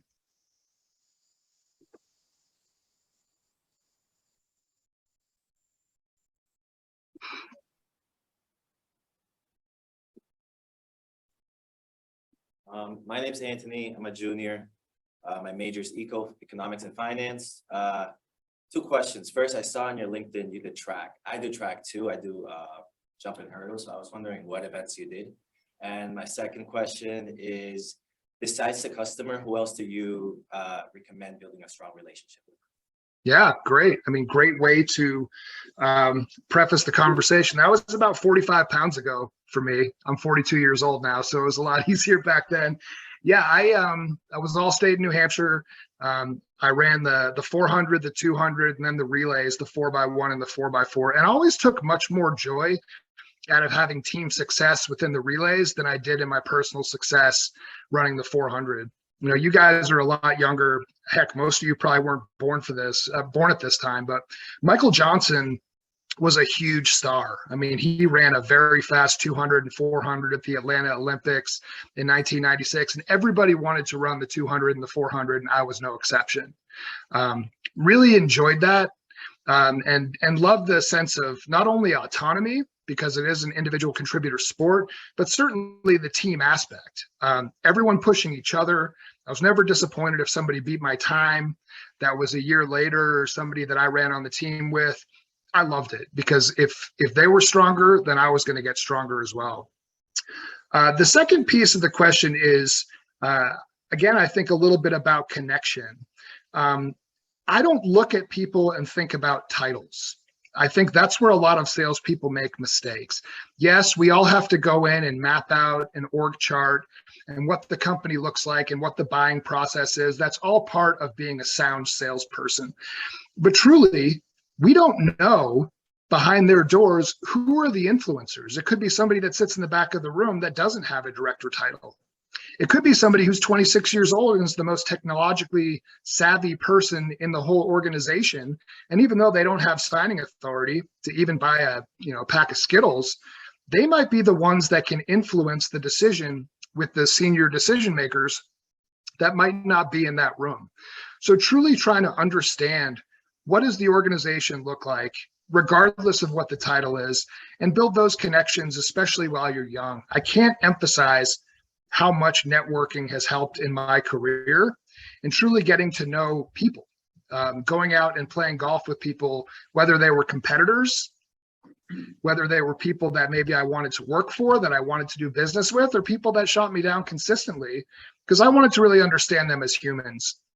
And that's a very important way to stand out, is to not come into the room and look at someone like, oh yeah, you're the CEO, you're the big shot. In fact, that might even turn off the CEO, because the CEO is intentionally staying out of that decision and wants his team to present the value prop to him. Well, then you need to work with whoever's creating that value proposition, assist them in that creation, and truly understand, how are we going to do this business together, right? There's so many adversarial situations in sales.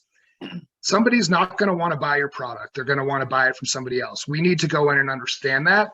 And maybe we won't be able to sell and convince every single person, but we at least need to make the value prop acceptable to whoever is in opposition of the product, and ensure that it's the right solution for them. So I would say, scrap the idea of looking at titles.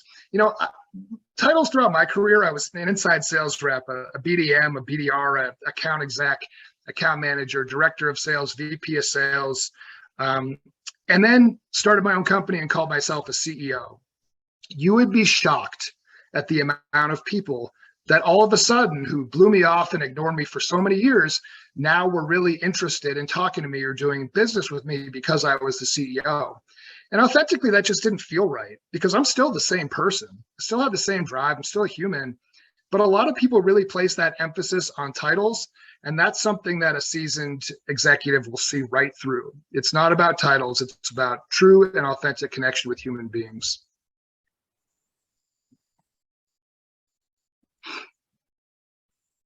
Question, Ben. Yeah. What up, Lynn Palm? Hello, Jeremy. My name is Kevin Lynch. I'm a senior, professional sales major. One question I have is kind of regarding that whole, like, coming out of college, trying to kind of get a good reputation in an industry as a 22, 23-year-old. how do you kind of work around those hurdles of maybe people saying, why would I buy from this person? When they have kind of a year or two of experience, maybe they don't really know what they're talking about. What are the kind of ways you work around? Yeah, I love the question. Is that a Zavarian shirt that you had on there? Xavier. All right. Ohio. Love the question. Love the question. I want to reiterate something, and I'll do this a few times during the session. People buy from people, and it has nothing to do with age. I have an advisor that sits on my team that's 22 years old. It's the same age as you guys. But truth be told, he's more strategic in a lot of ways than I am. I don't look at him at what age he is. I look at him as what kind of value can he provide and how does he speak with people of all different ages. I think that your generation, whether you guys are called the Zoomers or whatever it is, the post-millennial group are a fascinating and fantastic group. You've grown up with technology. You fully understand and embrace the value of that technology, but you also generally have a more open mind than the boomers and even people like me that are older millennials or Gen Z. It's really important to just remember, like, people will make judgments about you before you get in the room, whether it's your age, whether it's your skin color, whether it's how long your hair is, if you wear glasses or a hat on backwards, and immediately come to some sort of conclusions about you.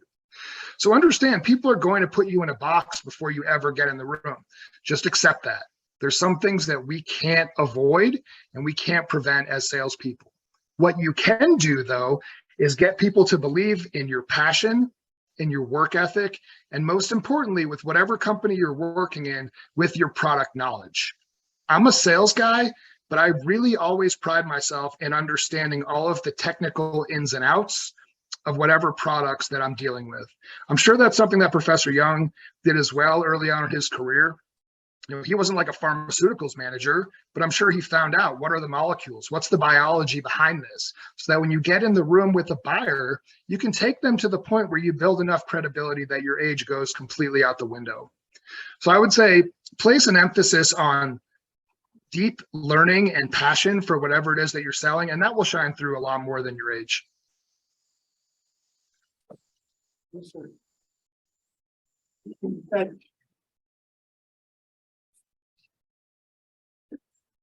Hi, Mr. Funk. I love your last name. Over this summer, I spent a lot of time networking and meeting with people one-on-one. And I found that I struggled a lot to maintain those relationships. Just curious, how do you manage your network and how do you keep track of the people you meet? Great question. And I'm actually going to kind of turn this around on Bentley. There's a young man named Clayton Shepherdson who I met in this exact same meeting in 2020 when Professor Young had me come in and present. And I told every single person in that classroom, add me on LinkedIn. I'll give you my email. If you have interest in staying in touch with me, stay in touch. And Clayton was one of the only people that not only added me, but said, hey, I'm really interested in your business. I'm interested in getting into energy technology. Can I present to you something that I'm really passionate about? And I said, sure, right? This kid's showing a genuine interest in me and a genuine interest in my industry and kind of understands what might make me tick. Well, fast forward 2 years, Clayton actually moved to Boulder, Colorado, and he was sitting right where I'm sitting right now watching the Pats game yesterday. Like, we're good friends. He's done consulting work for my business. And truly, I would say he's a shining example of someone who came in and said, you know what, like, I'm going to forge my own path and I'm going to maintain consistent and steady contact and follow up with this person to the point that we've built a personal friendship, and he's somebody that I would refer any business to, regardless of the fact that he's only 23 or 24 years old. So I'd say it's, for me, right, it's been really consistent about the follow-up, and I don't ask people for things. Sales is like a bank, right? If you're constantly going to the bank and making withdrawals, eventually the bank's going to say you can't make any more withdrawals. So what do you have to do? You have to make deposits, right? So what have I done successfully in networking? If I meet somebody and it's a relationship that I'm passionate about cultivating, if it's somebody that I mesh with on a personal level, these are people where go on to Google, right? Do a Google search of the company. that they work at, and find a snippet of information and say, hey, this looks like a company that's similar to yours. Are you guys implementing AI or machine learning strategies? Just really curious because it's something that I'm seeing at a competitor. It's like, wow, good for you. Or even something more simple like sending a link to an article and saying, hey, have you seen this? Thought it might be relevant to you. You're not asking for anything. All of those are deposits that you're consistently making. And in sales, we do have to ask for withdrawals. That's part of the job. But if I'm asking for a withdrawal and I have money in that bank and you're asking for a withdrawal and you haven't made a single deposit, I'm getting that deal.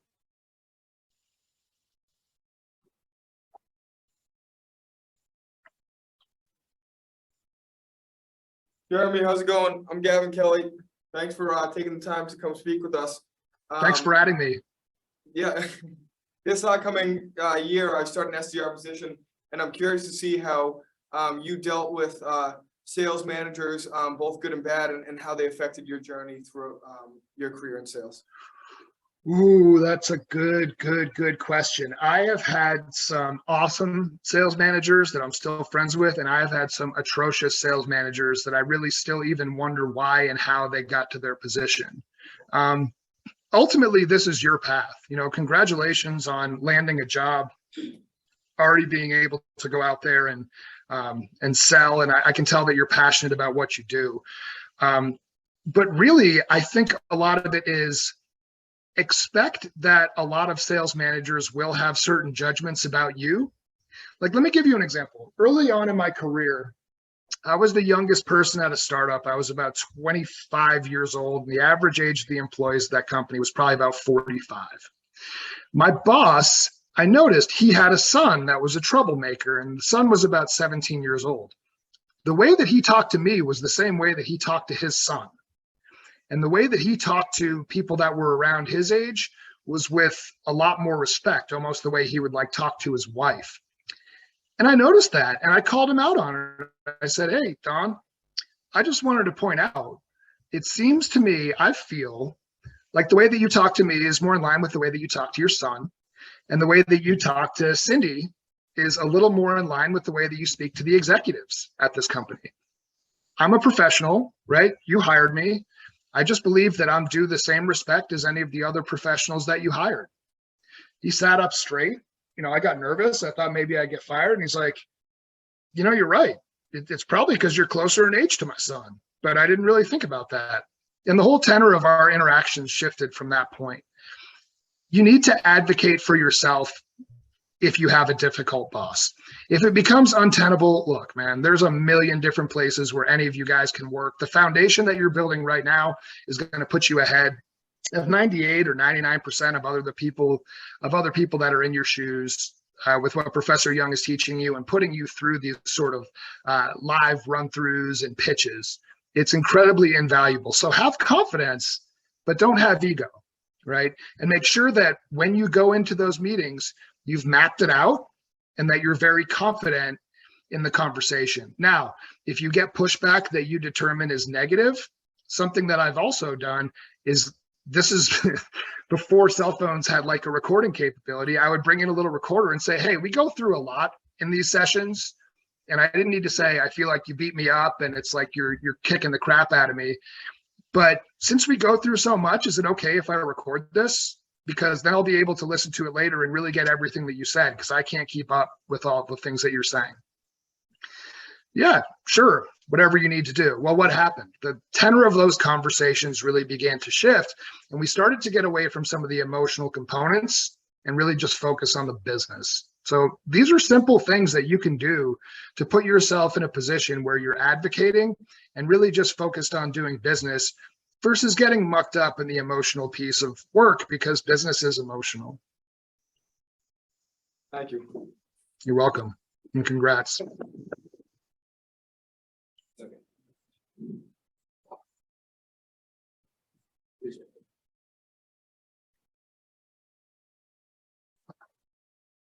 Hi, Jeremy, how are you? I don't know if you...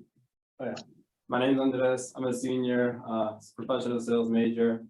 I actually had a question regarding adversity. Obviously, like sales is a role where you gotta be resilient, adaptable, and like deal with different customers, and that's just like the inevitable. what's a time where you've faced like, I guess, one of their hardest or largest obstacles, adversities, or even like failure? How'd you overcome it and get better from it? Love it. Rejection is a key component of sales, and it's something that will harden you. I truly believe the only way to learn is to actually experience some of that for yourself. About 2.5 years ago, I lost a deal that would have paid me about $100,000 in commission. I lost that deal on my birthday at the end of 2020 in a COVID year that was a miserable year for all of us. And I was literally sitting there crying into my beer. It was really painful, but I still knew that I needed to go through the steps in the process to fully understand why it was that we lost. Because in the eyes of the organization I worked for, this was my fault, right? I wanted to really understand what were the reasons that this wasn't the right solution, because we felt like we had the right solution, and really sort of map out what we could do better next time. In my case, there wasn't a next time. I was laid off in early 2021. So how did I spin this to be a strength for me? Well, I was laid off. I reached out to a lot of the people that were on that decision-making team and said, I wanted to let you know, this is amicable, but W Energy Software has opted to terminate my agreement with them. And then I'm going to pursue something else. I'll be in touch about what that is. And people started reaching out saying, wow, you know, you were the reason that we almost picked you guys. Like, we think this is a bad decision. And I would say, look, this is not me making an indictment of the organization or them blaming me for losing this business deal. This is me saying, I think that you guys will still need value and solutions around the product that you picked. And I'd like to be able to help with you down the road. And they were like, whoa, wow, this guy actually cares about us and our business. It wasn't just about that one big check and winning one significant deal. It was about the relationships that could be formed. And I've done a ton of business with that company in the years since. If I went crying and I said to the CFO, your VP of finance is an idiot, he picked the wrong product, they'd never let me back in the doors. Instead, I walk in the doors and they say, hey, it's Jeremy, right? Because how many other sales reps are willing to take that loss, look themselves in the mirror, and go back to the customer and say, I wish you went with my solution, but you didn't, and I still want to do business with you in the future? Very, very few. These are really simple things that can be done if you're able to swallow your pride and realize that there's a lot of factors that play into the decision. They may have liked me more than the sales rep of the company that they selected, but they went with the solution that was the best fit for them. We can't always tell people exactly what it is that they need to hear. Sometimes these decisions are made, and I started in 5th place in this and got all the way up to 2nd. Like, I could view that as a win in some ways, but not in the eyes of my employer, right? So we parted ways. But nonetheless, I would almost guarantee you the company that let me go is not going to do business with this company anymore, whereas I've created a situation where I will. Thank you. But you're going to lose, man. And especially early on in your career, like my first job, I was an inside sales rep selling storage area networks over IP. This is back when a terabyte of data was sold in a box and cost $20,000. I don't know what it is on your phone right now, like $2.49 to add a terabyte of storage, but this was a different universe.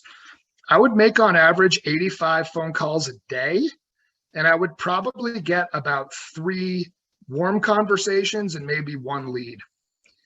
But the people that were also on my team were not working with the same vigor that I was, because I was willing to take the losses, understand why it was they weren't moving forward with me, and still be able to brush it off, realize this is my job and I'm going to do the best that I can. And that put me in a position where I received promotions. And ultimately, when I moved on to the next company, made a lot more money.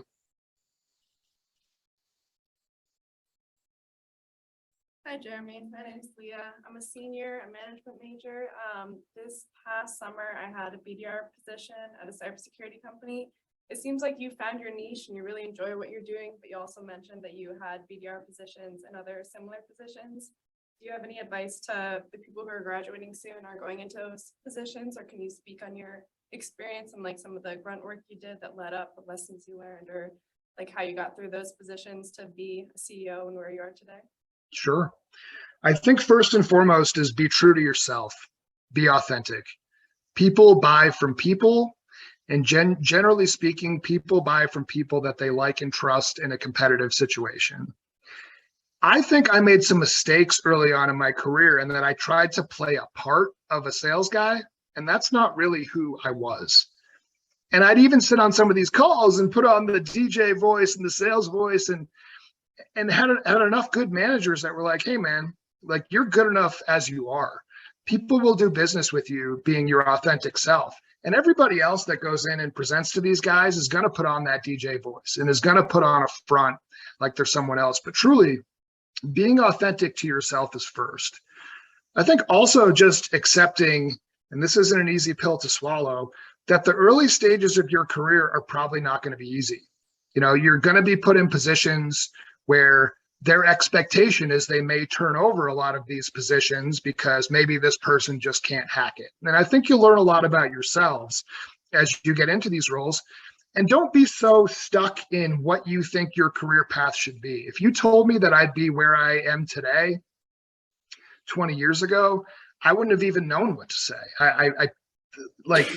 I was able to go with the flow enough and find and seek out opportunities to the point that I started to really build a lot of trust and a very strong network that I haven't sent my resume anywhere or applied for a job in almost 15 years. Also, falling into oil and gas was really fortuitous for me. You guys are all in New England and the Northeast, and you don't see any like oil wells. You know, you don't see like big drilling fleets going through I-93. It's just not a liquids rich area. So I was recruited into an industry that I knew very little about, but immediately realized just how significant and large the industry is and all of the opportunities that existed within. That said, I didn't know anything. So it really took a little bit of extra work on my part, taking classes like Intro to Oil and Gas 101, understanding oil and gas accounting, talking to people at networking events and understanding what their pains were and what might be able to solve some of those challenges. Every vertical, every industry that you go into is going to be different. And if you want to be seen as a subject matter expert in those areas, you just have to do the work. I had some years, call it 2013, 14, 15, where I was on an airplane almost every week. And I was raising a young family at the time. I was fairly new into my marriage, but it meant a lot that I continued to show up at these offices and that people got really comfortable with me to the point that they would start asking me to come back and meet with certain people because I was that guy. And that was a really humbling moment for me because I always put the customer first and was true to myself and the authentic work ethic that I have and the fortuitous nature of the roles that I've been given. Don't squander that. You know, you guys are going to be given some really amazing opportunities, and technology especially is an industry that's just continuing to grow and grow and grow. We're going to see lots of amazing things happen in the next few years, and technology will be a huge catalyst to that. So come in with the knowledge that you really don't know that much. And I do the same thing on a daily basis. Like, I continue to be amazed in conversations where if I make assumptions, it takes us down the wrong path. Ensure that you have customers and clients confirm your assumptions consistently so that then you can speak more intelligently and eloquently when you're in subsequent conversations. One other point I want to make is you'll be put into these jobs where you look at a company and you say, man, you guys do things this way. That's exactly like this company. That might upset some people because in their mind, they work for the greatest company ever and everything that they do is different from what their competitors do, and that sets them apart. It doesn't matter, right? We need to make sure that we fully validate what they're doing. And if it does make sense to refer them to someone who looks similar, they'll be the ones to ask us for that introduction. It's not going to be us telling them, oh, you're just like company X. Let me have you talk to them. No. We're not like them. We're special. We're different. Okay. Understood. Let's understand how similar you are or how different you are. And then eventually they'll come to you and view you as a trusted advisor, as a trusted partner versus just a sales guy.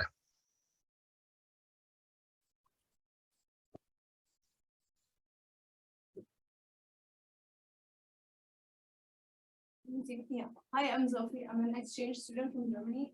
And first of all, thank you for your time. And my question is, because you're in a rather fast-changing sector right now, how do you keep long-term relationships with customers and especially valuable relationships with them? And how do you keep them engaged through this time? Yeah, that's a great question. I mean, things have changed for me now because people do come to me and view me as a subject matter expert. But I had to put in the work then, and I continue to put in the requisite effort now.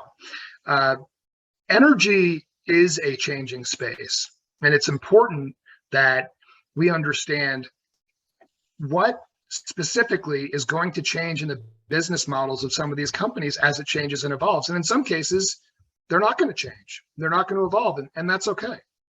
In others, they may be keen on moving more to a solar, wind, or renewable climate than they will be toward just leveraging traditional oil and gas drilling. So it goes back to not making any assumptions as you get into the room. Cultivating real, true relationships. And remember, you're never selling to a company. You're selling to people.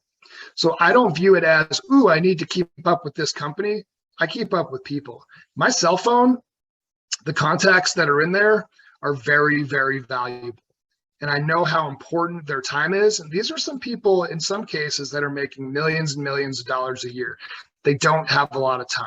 So if I'm going to reach out to them, it's going to be either something about a personal connection that we have, or truly understanding that we did the right thing for them business-wise. And if we didn't, be authentic in apologizing and realizing that you did something that wasn't to their benefit. You know, Jeff Bezos is one of the greatest CEOs of all time. And there's something that he really focuses on that I think is fascinating. Amazon has never, ever thought about competition. Because if you think about competition, you're only trying to be a smidge better than your competition. What do? They only focus on customers, customer service, and customer experience. If they were worried about whatever anybody else was doing in their space, you know, look at AWS, right? The cloud division of Amazon. If they were focused on what Microsoft was doing, on what Google was doing, then they would only be just a little bit better than those companies. They really truly listen to their customers, place the customer first, and act in an authentic manner with those customers. If you can put your customers first and not focus on competition, that's how you win. Because at the end of the day, if you're focused on your competition and they're beating you, it's probably because they're focused on their customers.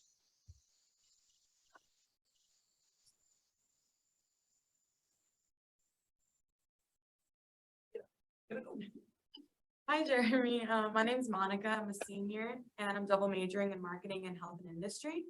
And when you were talking about closing your sale last time and it didn't go too well, I was wondering, let's say you're up against another competitor for that client's business and it's like you're pulling your last card. Like how do you approach it? Are you going to do the connection? Are you going to sell the product? And let's say you're working with a partner. What if they want to go a different route? Like how do you decide those last things? Gaining as much, that's a really good question.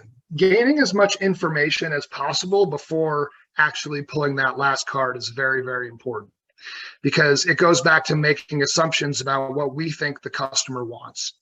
What I could have done better in that deal was further understanding what the motivations were versus taking at face value what I was hearing in meetings. Because what they're telling me is different than what's happening behind the scenes. There was kind of a blackout period where they didn't want to talk to any of the vendors. And I think if I were to do it again, that's when I would have played a card around identifying who the right partner would be and trying to take some of the risk off the table with going in as sort of a lone wolf sales resource, which I kind of did in that business deal.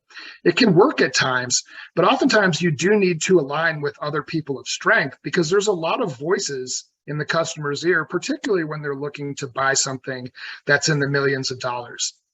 Understanding the full landscape of the internal decision-making process, as well as who are the valued consultants that are also important in that decision-making process.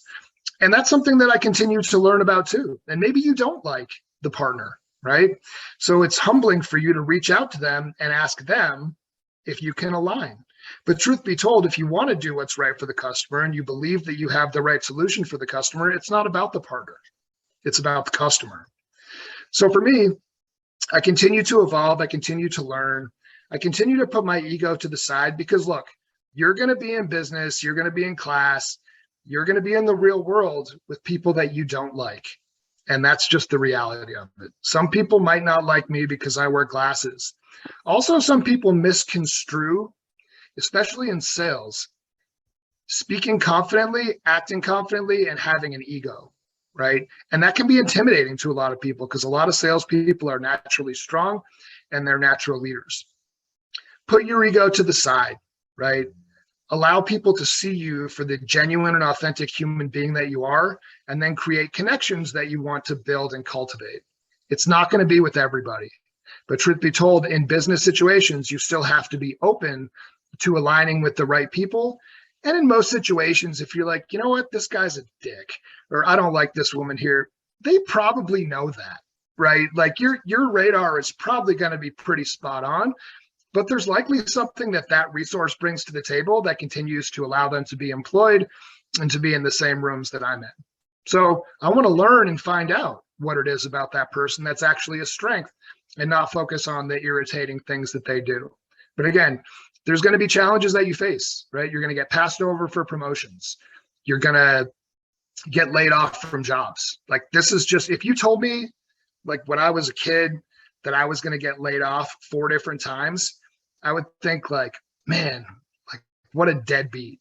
But the world is changing. You know, you guys are probably going to work at a dozen different companies in your career. Like that's the likelihood now. So understanding that a lot of times business decisions are not made due to personal bias, right? They're made with what is the best decision to be made for the client. And that brings it all back to focusing on the customer and the value that you can provide for them, because you're probably going to be in another situation to sell to the same person. If you burn that bridge the first time, you're not getting another shot the second time.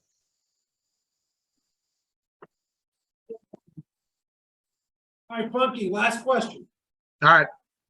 Hi, Jeremy. My name is Liz. I'm a senior here at Bentley, and I'm a management major. I have questions.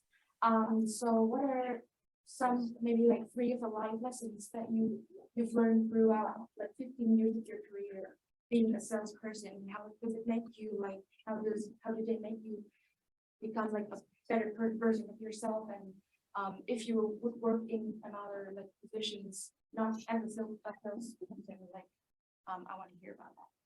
Yeah, I think I got the question. I think if I were to narrow it down to 3 things, one of them is be very judicious and do the due diligence on any company that you want to work for. Because anytime you go into a situation and you're interviewing and it seems like it's really exciting and you're going to make all this money, validate that, right? Confirm that what they're telling you is the truth. Ask what the other people are making.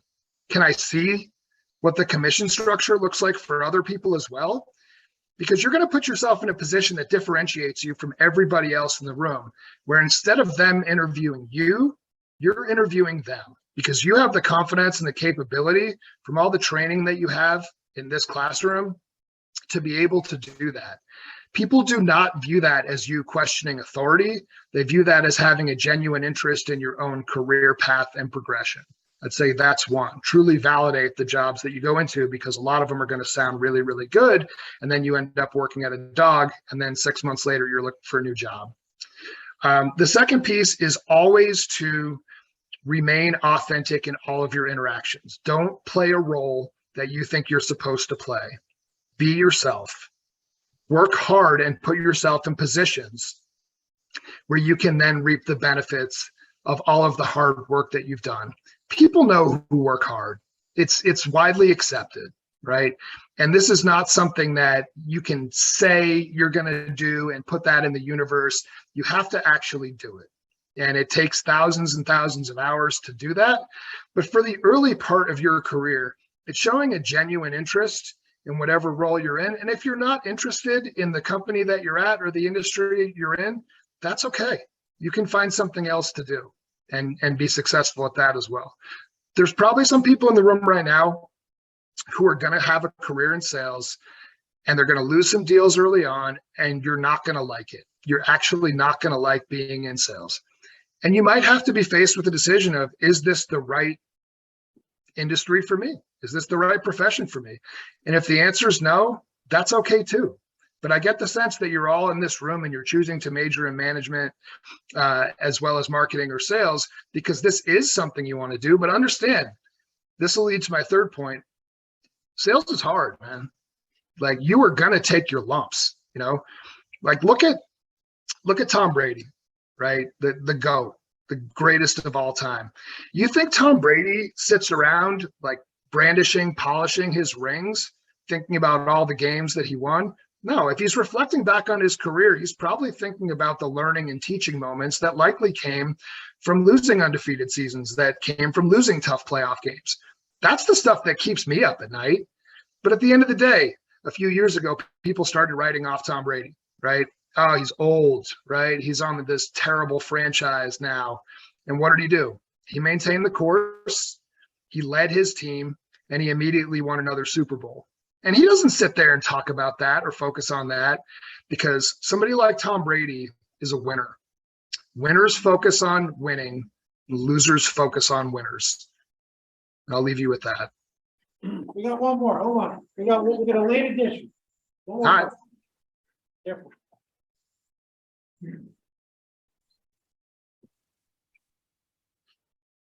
What's up, Jeremy? What's up? Ollie, senior majoring in business management. You mentioned Zavarian earlier. I'm a Zavarian alum myself. Nice. I got two questions for you. First one, as a college athlete myself, unfortunately, career ending, 2 hip surgeries. I'm out for the rest of the year. And you mentioned you were a college athlete yourself as well. What are some of the skills you learned being a college athlete that you've seen translate into help you be successful in the sales field? Great question. I'm sorry to hear about your injuries. Part of life and part of being an athlete. I'd say first is the competitive drive that it requires to be a college athlete is significant. You understand how hard it is to go through and sit through classes and maintain a healthy, nutritious diet while also working out in the gym for 3 hours a day, right? That kind of balance is also going to be important for you in life as you start dating somebody, or you start buying a house, or you have a dog, or you switch jobs. Like, there are going to be obstacles and challenges that you need to overcome, and relying on your competitive drive and outworking the competition is a very significant piece of that. The second piece, which I think is really important, is that I would use the fact that you are a college athlete to your advantage. What does that mean?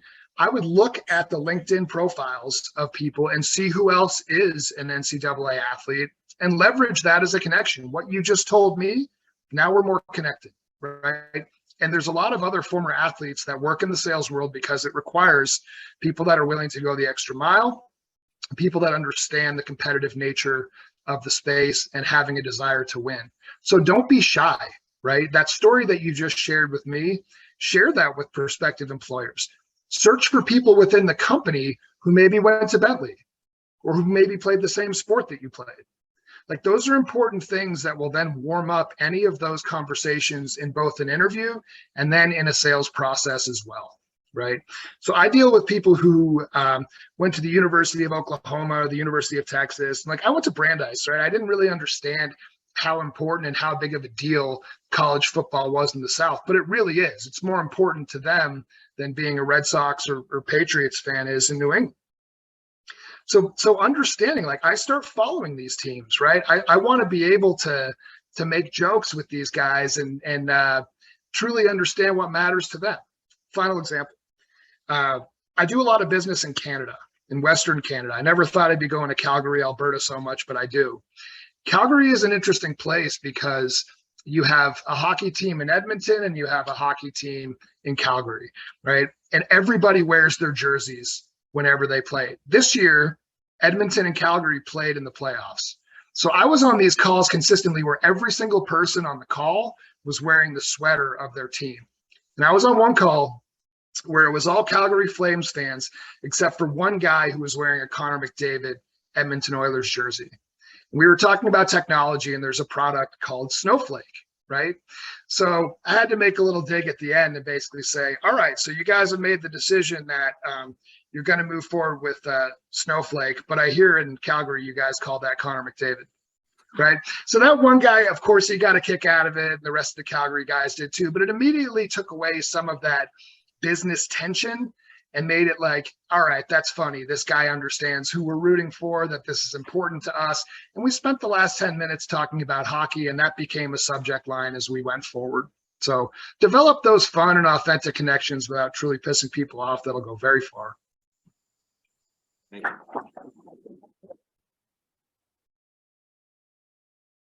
All right, so let's give Jeremy a round of applause for coming in tonight. As with all the things that come in here, guys, LinkedIn, reach out to Jeremy. You're a connection. Please. Now, if you guys need anything along your journey, I know this guy very well. He's more than happy to connect with you, to help you, to mentor you. He's always hitting me up for jobs if there's people that want to go out to Colorado to have a taste of Funk Futures. This is the real deal. So he's here tonight. Reach out to him, and Jeremy, from all of us, thank you so much for coming in. Appreciate it. Thanks, Professor Young. You're doing great stuff. All right.